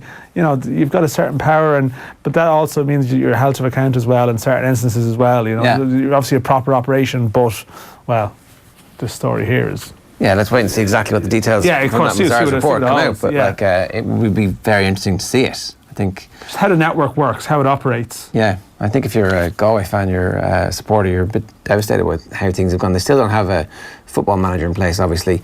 7 and hell, humiliation for Poch as Spurs are destroyed is the headline on the back page of the Sun, and Keogh's been battered. So that's Mick McCarthy called Richard Keogh to offer him support after seeing the Derby defender get battered from all angles. So Mick is lending his fairly considerable support to Richard Keogh. What do we chip in for? Good headline. The Galway County Board were reading last night as sponsor Supermax demanded to know how their contribution of over €1.5 million in the last 5 years was spent. And Ryan in missile launch. Cold War student John Ryan is ready to turn up the heat on Russia tomorrow. I didn't realise that. He must be a student of history. Yeah, Neil Reardon there. There's a Hunt for Red October reference in there too. Which, Neil will be the king of the puns. Discussion. Okay, right. Can't find a specific line on the Cold War. Ryan makes his World Cup debut with no need for the Hunt for Red October, as the closed roof at the Misaki Stadium will have temperature soaring.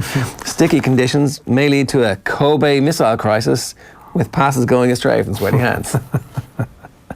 Hey, it's a skill to do that. Come on, I've got one more. The Munster man knows what he can expect from the scrum, from Russia with shove, as Ireland engage in a proxy war before they take on their real foes. Obviously, I hope John Ryan is actually a student of the Cold War. Maybe. I did US foreign policy, so there was a lot of Russian stuff in that, more on the political side, Cold War stuff. So very good. There you go. Learn a type. I've the Herald here. Klopp, I know what's coming, slightly different back page.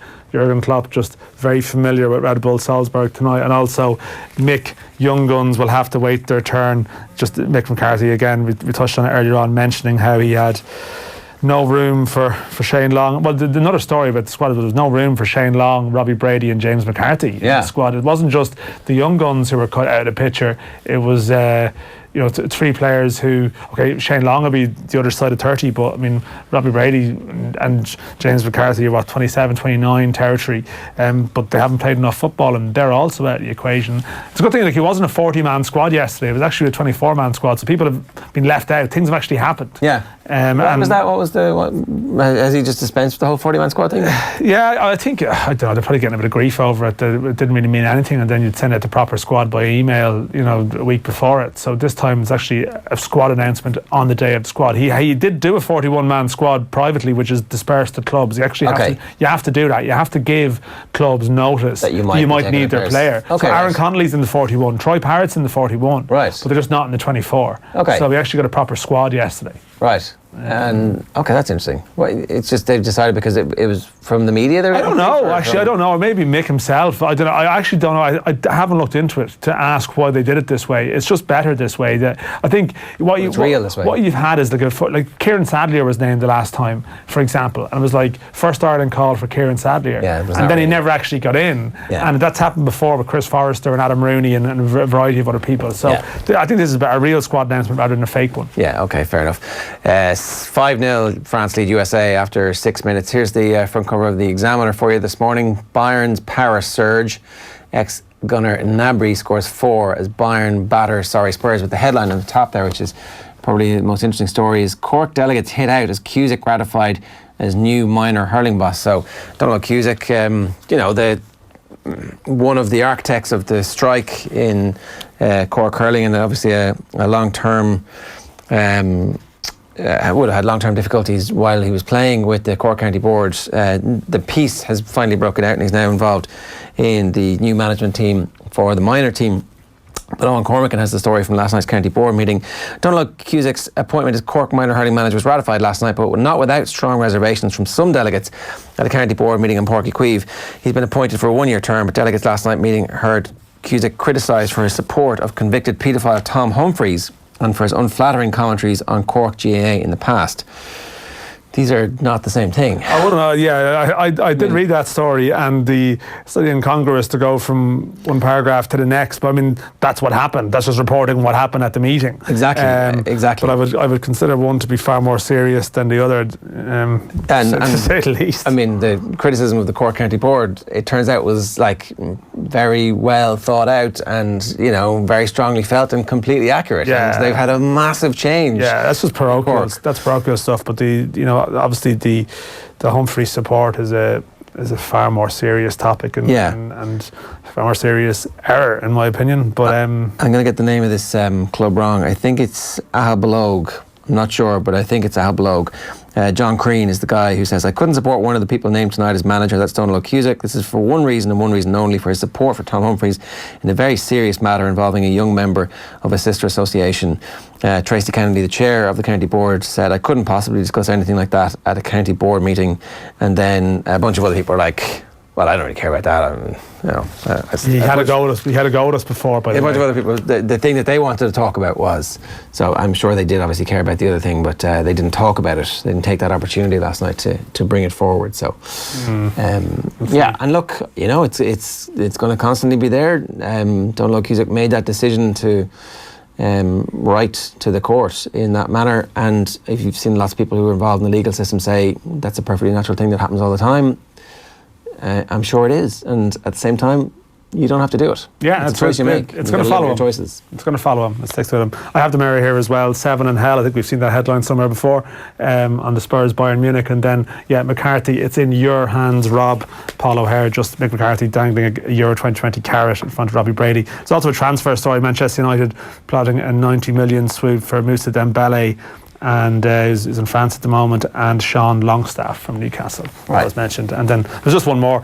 The Guardian, it's Seb Coe on the back page. Seb Coe orders athletes to sever links with banned Salazar. My favourite line in this, there's a paragraph, because obviously they were close, Coe and Salazar. When you've been in the sport as long as I have, friendships and relationships can go back a long way, said Coe. Alberto and I held world records at the same time. The charges laid by USADA were really serious, and we are now in business mode. And Seb Coe, he's the president of the IAF. I think he's always in business mode, or surely he should always be in business mode when it comes to this serious business. I just quick Google of Seb Coe and Nike. The first thing that comes up is Nike names 4 new WHQ buildings. Today, Nike announces the name of 4 new structures in its campus expansion. 2 buildings honour champion Nike athletes Serena Williams and Sebastian Coe. So this is a story that has Nike all over it. And Nike are at the absolute epicenter of power when it comes to world athletics. So when you think about that, when you think about the fact that a Panorama investigation catches Alberto Salazar, who is a Nike employee for the last 20 years. That is an amazing achievement for those journalists to be able to get that done, and for USADA to get it when they're up against the power of Nike's lawyers. Yeah. And Nike are standing by him. And the head of World Athletics, Seb Coe, has a building named after him on the Nike campus. So there's a who runs the sport? Yeah, it's a sort of a 30-30 documentary or something, isn't it? Yeah. That way. 8:58 this morning, you're listening to OTBAM. You're probably listening to us on Go Loud or offthewall.com/radio, or maybe you're watching us on youtube.com/offthewall. Wherever you are, you're very welcome along. You can leave a comment on the streams, or of course you can tweet us at offtheball.am. We're going to cross over to Owen Sheehan in Japan next. First, here's Rhys Ruddock talking about Johnny Sexton as captain. Very good one. Obviously, last season, being the club captain at Leinster, I would have a huge amount of experience of playing with him and leading the team. But even prior to that, the natural leadership he displays was evident from long before he ever captained me as an official captain of the team. But I think he just demands such high standards of himself, first and foremost. No matter what week it is, what day, If he's not training, he'll always be looking to improve, whether that's in the video room, off the field, in the gym. And I think that just sets the tone for the people around him. So he's been no different this week. Obviously a tough week for the group, but he's definitely led in the way he's driven himself and everyone else on. All right, Owen Sheehan, good morning to you. How you doing? Very well. How are you, lads? You look fairly fresh. I'm always fresh, Ger. The esteemed professional that I am. I never look like I'm not fresh. Should I play the voice notes from last night? Do you remember sending us voice notes last night? I do, of course. Thankfully, none of them are of me. For anybody who's not in the WhatsApp group that I sent those into, I was at a karaoke night last night. My first time doing it, getting the culture, and it obviously is a huge thing here in Japan. It was a big thing in Tokyo. Didn't quite get around to doing it in Tokyo. Didn't quite get around to doing it in Hamamatsu, but finally got my chance here in Kobe last night. Went for some Kobe beef. It was absolutely unbelievable, I'm not going to lie. And that turned into a bit of a karaoke night as well. So really got my journalism in a travel sense done last night. Yeah, you stepped out of your out of the restaurant to do to speak to Joel Noy last night. So were you were you a few sakis to the wind at that stage, or how did that go? Just high on the amazingness of Kobe beef. That's all there was. Was it on draft levels? Like, is the NFL draft that's like his barometer? It's like, were you above or below? Like, on the scale of NFL draft, where were you? Freezing cold on the draft thermometer. I think it's fair to say. Yeah, nothing on that level. Hopefully, never again, Dan, will I ever appear in public like that. So I missed the piece last night. Tell us about the beef. Come on, because I'm genuinely, for the first time, and all the stuff you've actually done, I'm actually really interested. What's going on? How was it? Yeah. Oh my God, Jared. This is so. I'm not sure. Is there anything special in terms of the way the beef is produced? But for me, it's the way the beef is cooked almost. Don't they get massaged? Don't the cows get massages? Isn't that the thing? Yeah. That is the myth, or it could be true. And apparently they get fed beer in this part of the world as well. I'm not sure if that's true. So you've got Kobe beef here, obviously named after the city, and it dissolves in your mouth. You put it in, you don't even need to chew it. It just goes away after a period of time. Before you know it, it's gone. It's one of these moments that you should just hold on to for a little bit longer, but before you know it, it's gone. Like, to be fair, everything that they put on, it was an amazing little restaurant north of the city. Dave Dillon, who coaches the Steelers in Kobe here, actually recommended it to one of the other journalists, and so we went to the north of the city in kind of a very empty place, kind of hard to find. Then you walk into the restaurant, it's a massive table for us all, and the service couldn't have been better, but the meat was outrageous. I'm not going to lie. Brooks Koepka shipped tons of this stuff back to his house in Florida a couple of months back. If I had his money, that would be the first thing I would do. I forget the private jet. I've changed my what would you do if you won the lottery answer. I would buy all the Kobe beef that exists. Right. I'm glad the per diems are covering this. Yeah, hang on. I have a second source here. Like, I had someone else there. Oh, right. Yeah, steak last night. This is Ray O'Connor's up there. Believe the hype, even if it costs a fortune. Melts in your mouth. I don't know if it was in a different restaurant or not, but I'd say it was the same, was it? I will confirm that there was a bit of a hunt to re-find the restaurant by other journalists, not Rory. Rory was here in Nizaki Stadium with me. Other journalists to try and track down a receipt for the beef last night, because that was the one thing that was forgotten apparently, which is kind of important. One of these fillets will cost you about €90, so we got half one each. We're not that loaded with cash, unfortunately. There you go. That's once in a lifetime experience, Yeah, that's worth doing. I think. Chairs are worth doing. Did you? And I don't know. I haven't tried it. And did your new friends from the rugby media pack know that you were recording them singing? Because surely that transgresses all sorts of laws in Japan, I've no doubt. But just the morality of it, Owen, the morality. Well, no, you're the one broadcasting this to the greater public. This is for private consumption only. And I will, just from my own character, did record, I was recorded, and I forwarded that onto a different WhatsApp group. Oh, don't worry, we'll get them to forward that on. People never learned from Stephen Ward, have they? The WhatsApp, and there's stuff going around related to other stories. You can't verify if they're true or not. But it's of all the things to do now, is not like a WhatsApp voice note is. No, it's going to bring down society. very quickly. It's like in the next 6 months, I've no doubt. At some point in England, particularly with the Japanese sort of time difference as well. Like, you're getting these warped messages around 5 or 6 in the evening. I know, when you're like fully tuned into them, whereas normally you'd be kind of at home yourself going, and then the following morning you'd be like, oh, someone was out last night. Whereas now it's like, I'm just going about my evening business here. I'm on the commute home. I might pop this on in the car, Bluetooth, and listen to it in front of the kids. Yeah, well, please don't do that to your kids. It would probably haunt them for life, to be quite honest. I to be honest, I just said to voice clips just to prove that karaoke was actually happening, rather than having a dig at anybody. Like, if anybody was going to get recorded and make a fool out of themselves last night, it would probably be me. I am an appalling singer. I'll put my hands up. Very good. So obviously everybody's having the crack in Kobe. Where is Kobe in connection with Tokyo? How far out of Tokyo are you? What's the story? It's about a 3.5-hour bullet train direct from Tokyo. Obviously, I didn't go direct here. I went via Hamamatsu. Both those journeys. The first one took about an hour and a half. This journey took about 2 hours. It's very close to Osaka. So Kobe is to Osaka, what Yokohama is to Tokyo, basically. And then north of Osaka, you've got Kyoto. So those three cities kind of form a triumvirate in front of Osaka Bay. And as I showed you yesterday, you've got Mount Rokko, which kind of runs a few miles north of Osaka Bay there as well. It's a beautiful part of the country. It's one of the more traditional parts of the country, as we said the other day, in Kyoto. It has the kind of traditional shrine vibe to the whole place. Like, as I said, like you kind of look around Japan and you kind of look at the history of the country, and you kind of think to yourself, when you're walking around somewhere like Kyoto, how lucky that place was to not suffer any more devastation and the kind of grisly past this country has kind of fell victim to.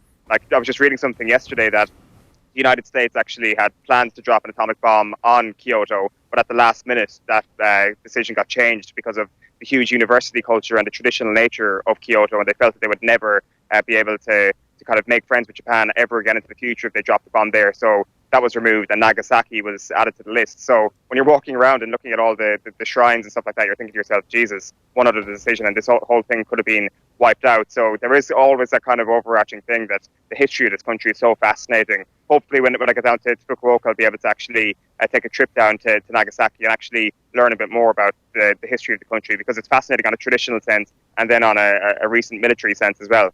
So, and just to explain, so obviously this game is midweek. The next game, the last game against Samoa, is the following Saturday. So there's a big break in between these two games. 9 days, Ger. It's a huge old gap, and you're thinking to yourself, like, would Johnny Sexton have played anyway tomorrow had he, say, played against Japan, and had they beaten Japan?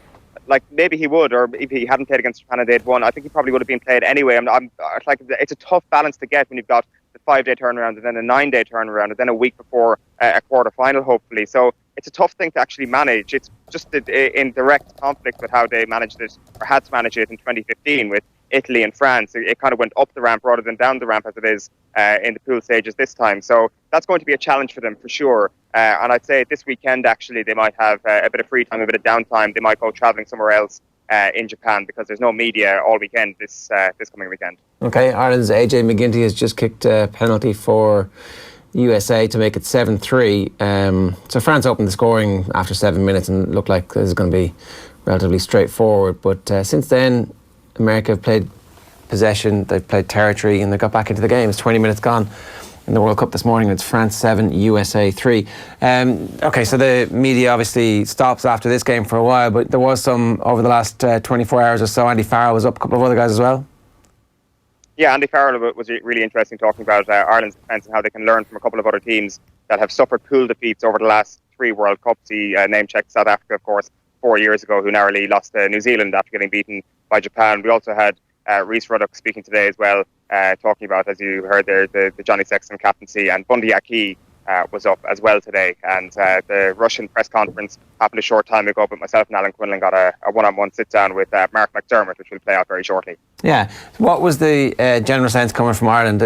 Like, obviously they're professional athletes, and defeat is part of their culture because it happens to them all the time. You don't win every game. So they're used to losing. They're just not used to losing massive games like the one they've just lost, and yet they seem pretty good at blinking it away.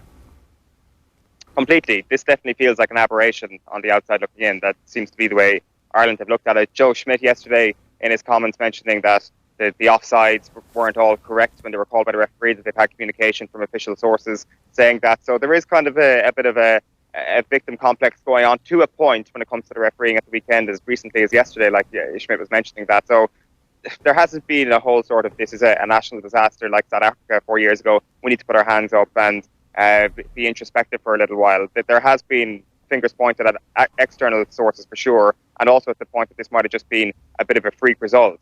We'll know a bit more about Japan soon, and perhaps our form will get franked a bit truer over the next couple of weeks when we see Japan in action once again. Like, I mean, if you look back at Japan-Russia and the opening night of the World Cup, they weren't great, Japan, but at the same time they created enough opportunities to win comfortably in the end and probably should have won by a bigger margin. So perhaps it will. Perhaps we will be looking back at this as a bad result, but not an awful result.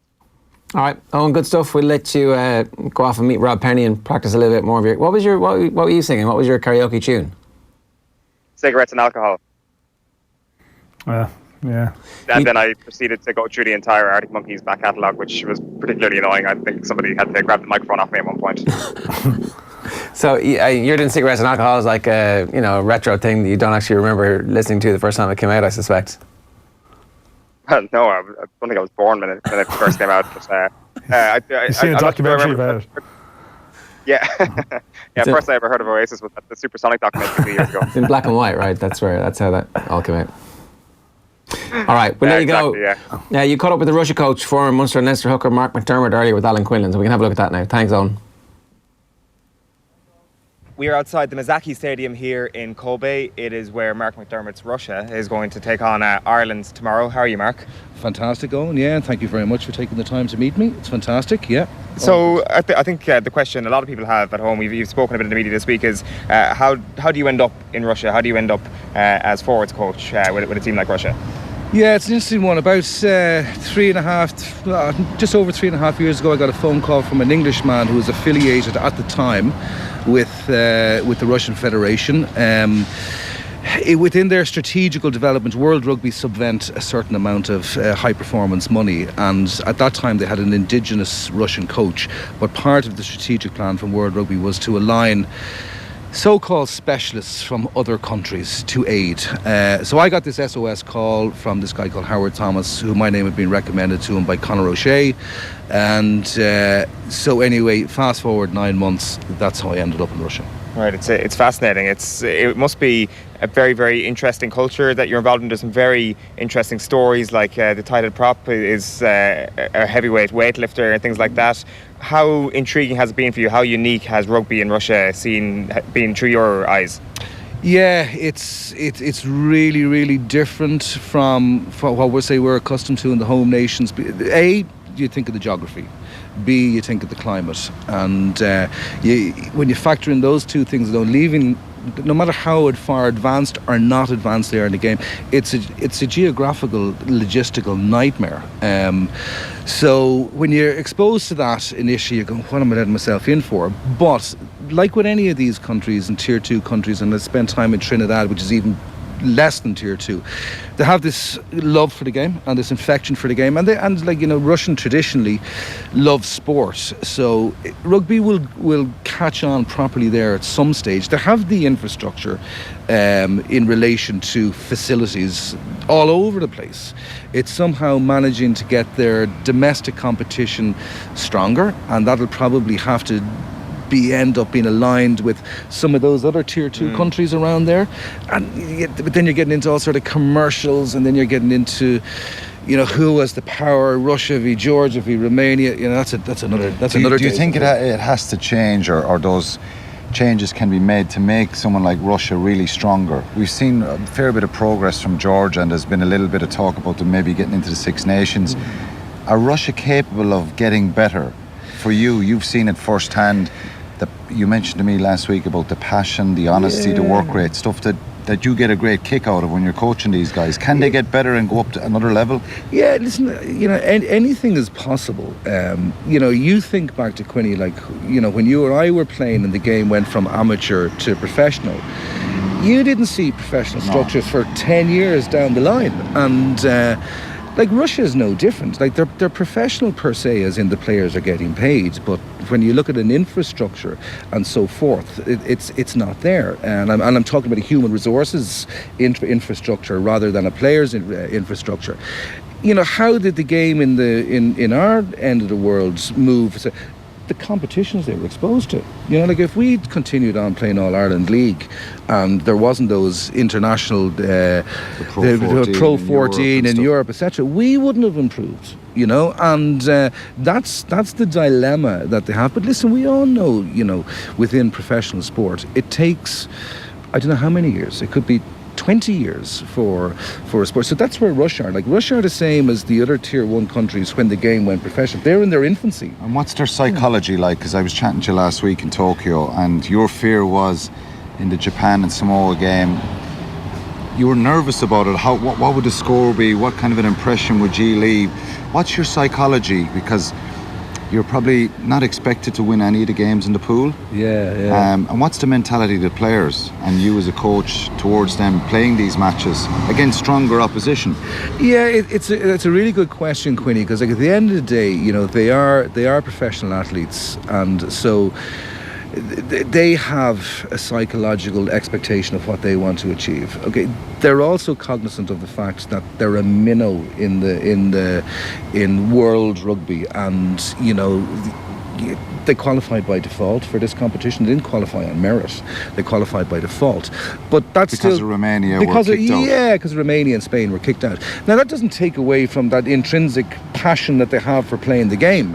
But then there's the reality of the competition you come up against. So I kind of alluded a couple of times to people that if we were to win a game, which would be deemed a massive success for Russian rugby, would be to win a game. Obviously Japan or Samoa, probably Samoa would have been the one. Why? Because Samoa probably, even though they've more talented players, infrastructurally wise, they're probably worse. They're probably worse than Russia. So you're kind of hoping that you might catch them on the hop. And if they achieve that, fantastic. What have they achieved? They've achieved a bit of saving face from home, because obviously the 3 matches preceding this World Cup didn't go particularly well. Is there pressure? There's pressure within from own Russians, and what's that driven by? Pride, not necessarily by success in the sport, because they don't really have success in the sport. Like if you take a little example, I remember 2 years ago when I was the interim head coach, and we were playing against Georgia, and a question was posed to me, why didn't you win this game? And I said, well, why haven't Russia won it for the last 28 years? Because Georgia are better. So maybe there's a few lessons we need to learn. And you know, there's a little bit of we are a huge country, so we should be good at something. In Tier 2 of the Six Nations, is there a buzz when they play in that? Is there an excitement? Because you're playing against opposition that you've a better chance of beating. Oh yeah, 100%. Yeah. So is there a buzz about the Tier 2 of the Six Nations? Yeah, there is. You know, like the most enjoyable one for me was actually Russia playing Georgia in Georgia.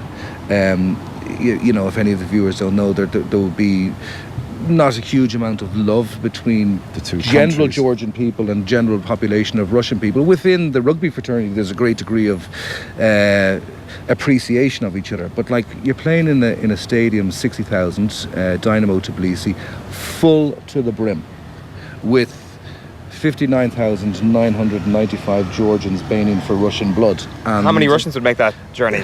Very few. Right. Very, very few. Now you'd have some Russians who are living in Georgia, and they might be there, but like they'd hide in the crowd. They'd hide, grow up ears and pretend to be a Georgian for the day.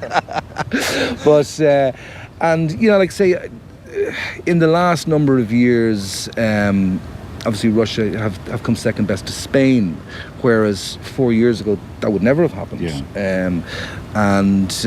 Like we caught up a little bit on Romania in a transition period, but Georgia are, you know, tend to be that step ahead of everyone. And but their infrastructures, I suppose, from visiting Georgia and seeing the infrastructural changes that they've made to the high performance end of their game. It's chalk and cheese. You might see it in their club game. Is there any Roman Abramovich out there that would like pump billions into signing players and creating a league and paying guys and just someone who has huge vast of money? Would that help if something like that happened? Listen, of course it would, but I think that there's no one going to do that at the moment. Well, there's no one going to do it because there isn't a market for it. You're not looking at, say, like soccer. Like rugby is probably not even within the top 10 team sports in Russia. So there are probably many Roman Abramoviches who love the game, but don't. Like at the end of the day, why is the game, this professional game, grown over the last? It's commercially driven. It's not you or I rocking up to. Yeah, it's marketed that way as well. And so to get these Roman Abramoviches, it's a bit like the old days in club rugby where there was always a sugar daddy who subvented and that sort of thing. But it's a different world now. You find yourself here now after working with the RFU and coaching club in Ireland for a number of years, taking a step out of that coaching role, working now back in with Russia. Ireland in your group. What way did you feel when you knew you were getting into this group and actually you were going to face your home country? And the second part of that question is, how do you prepare to play Ireland tomorrow? What's your kind of feeling going into the game? Yeah, the feeling for me, obviously, is you're playing against your home country, who, in one way, I want to see them go as far as they can within the World Cup, because that's been their goal and everybody involved in Irish rugby's goal for the last number of years. Obviously, I'm professionally contracted to Russia, so all of my allegiances are to Russia for that 80 minutes. That happens tomorrow night, but there's also a realism. There are many people who coach, be it professionally or amateur, and you come up against, you have a David and Goliath situation. Very rarely does David win that, and Japan, in some people's eyes, Japan may have been that David, but Japan is a much bigger David than Russia is. So what's the goal for the match tomorrow? The goal for tomorrow, listen, let's call a spade, is that those guys go out, empty the tank on the pitch, get some degree of respect. That's all they're looking for, is respect. And Vasily said that last week against Samoa, didn't he? He thought it was incredible that they stuck together. And is that what tomorrow's about? Keeping the score down, maybe being physical? Yeah, of course. Like there'll be physicality side to it. We haven't scored too many tries in this competition. We've only scored one, actually. You'd love a pushover tomorrow, wouldn't you? Yeah. I could retire then. But we've made a few changes in the front row, so our strongest front row is not out tomorrow night. What did you learn from the Japan game, the Ireland-Japan game, in terms of where you could target Ireland? Japan targeted Ireland with the intensity of their play, both in attack and defence. Like, you had two second rows who, one made 24 tackles, missed none, another one who made 18, missed none. And that work rate is a work rate that's beyond the ability of the majority of our players. What else did they do? Ireland had 8 lineouts in the game, 6 of them were in the first half, 2 in the second half. They launch a lot off their line-out game, so they played smart, didn't they? They played smart, and I think you align that with Ireland, albeit there are fantastic players in the Irish team. When you look as that game evolved in the second half, particularly in the back line, very talented players who haven't experienced a World Cup and the pressure of a World Cup, and they're young men, so that's a first for them. And I sat in disbelief watching the second half, going, I really can't believe this is happening. But when I sat back like everyone else, and maybe a little bit better than an armchair, I kind of looked and started looking at things and said, well, Japan did their homework right. They were relentless. Japan play a very borderline game on the law side, which they tend to get away with quite a lot. And there was 2 different Irelands, wasn't it? One that looked so incredibly good against Scotland, and then inept a little bit in some areas against against Japan. Will you try and expose any of that, or is it just a case of, look, try and keep an eye on yourselves, get yourselves right, and as you say, make sure that they try and play to the maximum of their ability, and then you can kind of walk off and say, well, we did the best we could. I think that's it. Like you know, Ireland for the last 3-4 years have been in the top 3 in world rugby. Russia haven't, so there's. You can get a motive and lose the run of yourself and say we're going to do A, B and C. Yeah. But there's a harsh reality, and the harsh reality of it is we're coming up against a very, very strong Irish side tomorrow evening. You know, there's certain combinations. It's probably the worst scenario then for them losing. 100%. Because we spoke about this in Tokyo, didn't it? Yeah, if they had a good win last week, it might be a little bit calmer tomorrow. It could have been a different. And you know, the thing about it is, like, there's combinations within the team. Like, there's a whole Munster front 5, so they know how to play with each other. You know, there's a Leinster half-back competition, and you know, Johnny's back in, who's obviously going to be seething and, you know, salivating at the mouth to undo the wrongs of last week. And you know, so like it's a massive tough scenario. It's a massive This is probably a bit outside your way of thinking about the match because you're focused on the game, but with the viewers and listeners back in Ireland, maybe having analysed Ireland and watched them over the 2 games and maybe being a bit removed from it, like we're closer to it. Yeah. Do you think they can bounce back and maybe go beyond the quarter-final, or are they psychologically a little bit damaged now, or have they frailties? You know, like, I think Ireland, when they hit that A game that they're capable of doing, they can beat anyone in the world on a given day. And I don't think anyone would doubt that. There's been seeds of doubt put into their minds throughout the course of this year, and you know, a lot of people saying that opposition have worked them out, and that when you stop them on the gain line and stop that, like, you know, Ireland love to build phases, and that's how they apply the pressure, and that's how they get their field. They also have some of these intricate moves, their starter plays that they have that are designed for particular teams that get that one score, and you know, they haven't had to reveal any of that to date. The likelihood is they're going to use what's been tried and trusted way for Russia and Samoa, and then it's either or New Zealand or South Africa. And the challenge then is, I suppose, in 2018 they did the 5 games to win the Grand Slam. They're going to have to do 3 games. I'm not convinced. Okay. Off the back of this year, I'm not convinced. Yeah. We're going to let you go in a minute because we know you have a captain's run to do and go into your own team. But your story is an intriguing story, and it's a really good story about, you know, being in the game, out of the game, and back in with a Tier 2 nation. So I think we wish you well, obviously, and I played with you, and you had a great pleasure of playing with me. How was that, by the way? Oh, all those years. Well, because it's amazing. Owen was going to ask you that. Well, see, it's amazing that you know, you're equally as chatty back then on the pitch as you are now. Right, okay. But you're actually a little bit more constructive with your chat. I get paid to chat now. But when was the last time you guys met up actually before Tokyo last week? We met a year or two ago. We bump into each other every so often. Yeah. But like we played with Shannon and Munster. They were great days. Yeah, we had days for the club game, wasn't it? Yeah. We had a great club like side. Yeah, we did. Like we had an unbelievable pack, and Peter Stringer playing 9. And that was it. 9-man rugby.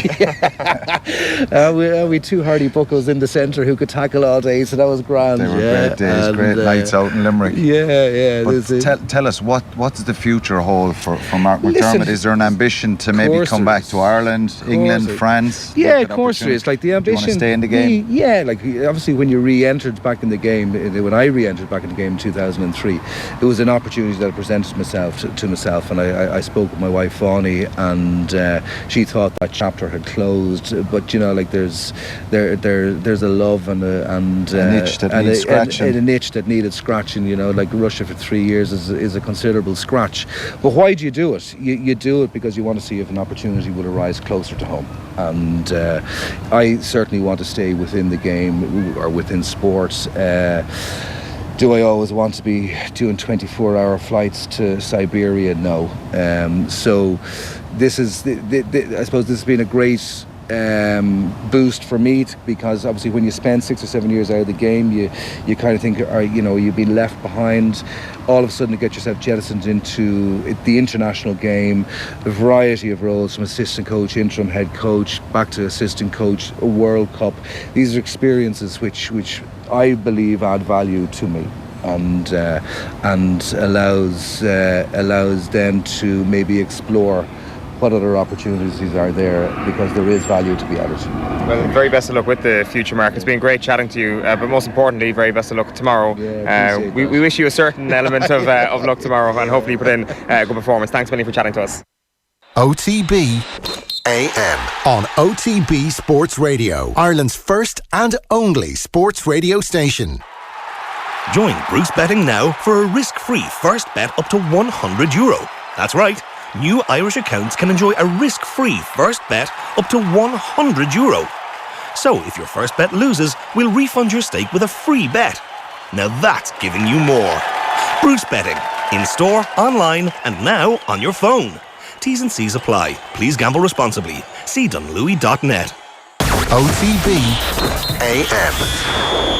All right, Phil Egan is here with us to round up the day's sports news. Yeah, we'll start with Mauricio Pochettino and some interesting quotes coming out after last night's 7-2 home defeat to Bayern Munich. Felt his Tottenham side gave up a little towards the end, and former Arsenal midfielder Serge Gnabry scored 4 goals for Bayern in the second half, and it wasn't that bad until the last 10 minutes when they powered through with a few goals. It was 4-2 when Harry Kane got the penalty to pull it back to 4-2. There was still 20 odd minutes to play, but strong finish from the German champions, and Spurs have only 1 point from 2 games in Group B. First time Spurs have conceded 7 or that many goals in any home match in any competition, and the good thing for them is they've back-to-back games against Red Star Belgrade to come, so they can definitely get themselves back into that group, and they still have Olympiacos at home, and we know they started slowly last season, but I suppose there's definitely a different feel about them at the moment.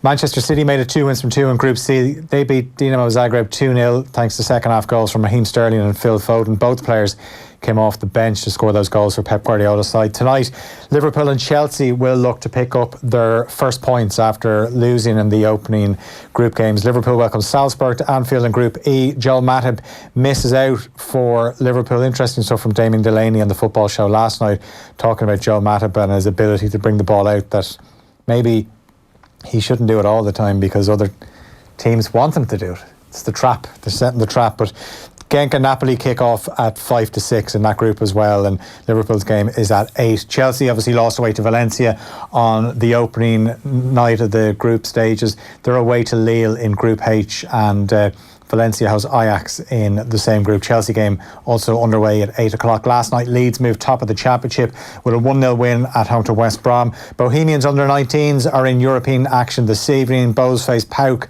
at Dalymount Park at 7:30 in the first round of the UEFA Youth League. Half-time whistle has just gone in the opening game at the Rugby World Cup today. 2 games today. France lead the USA 12-6. A lot of handling errors. And certainly, you would imagine France will pull away. Has the bang of Ireland-Japan off it now? I was at 12-9 at half-time last Saturday, but I think France, I would be a bit more confident France will see this one out, because USA certainly are not as good as Japan. But then coming up at 11:15, defending champions New Zealand take on Canada. We just heard from Owen and Quinny there. The Ireland rugby squad had their captains run in Kobe ahead of tomorrow's Pool A match against Russia. Ciara McGeehan runs in the heats of the 1500 metres at the World Athletics Championships in Doha this afternoon, due on the track at 3:30. Galway's sponsors Supermax issued a statement last night calling on the county board to explain how the money they have provided was spent, and they want the results to be made public. So they said they've raised financial concerns with the Galway County Board 4 years ago, and in the statement Supermax said that they understand 2 investigations have taken place into the finances of Galway GAA, one conducted by Galway GAA, the second conducted by that accountancy firm Mazars, who they're busy these days. Some news from the Kilkenny camp. Mick Dempsey, who's one of Brian Cody's right-hand men, has stepped away from the Kilkenny setup. He's been there since 2005 as a strength and conditioning coach as well as a selector, and the Laois native has obviously been an integral part of the team which has won 8 All-Irelands since he was involved. And just finally, some boxing news. Derek Chisora and Joseph Parker is off. That heavyweight bout was due to take place later this month at the O2 Arena. It was on the undercard of Josh Taylor and Regis Prograis, which Chisora at the time said it was a disgrace that they were going to be on the undercard, but Chisora now looking for a new opponent. All right, feel good stuff. If you missed anything, you can catch the podcast back on offtheball.com/podcast or indeed on the Go Loud app. We're back tomorrow morning from 7:30am, building up to Ireland against Russia with Adrian Barry, Johnny Ward and much more. Tonight it's Ronan O'Gara, Damien Delaney and Joel Stransky on the Off the Ball show on News Talk from 7 o'clock. We'll see you tomorrow. Good luck. OTB AM.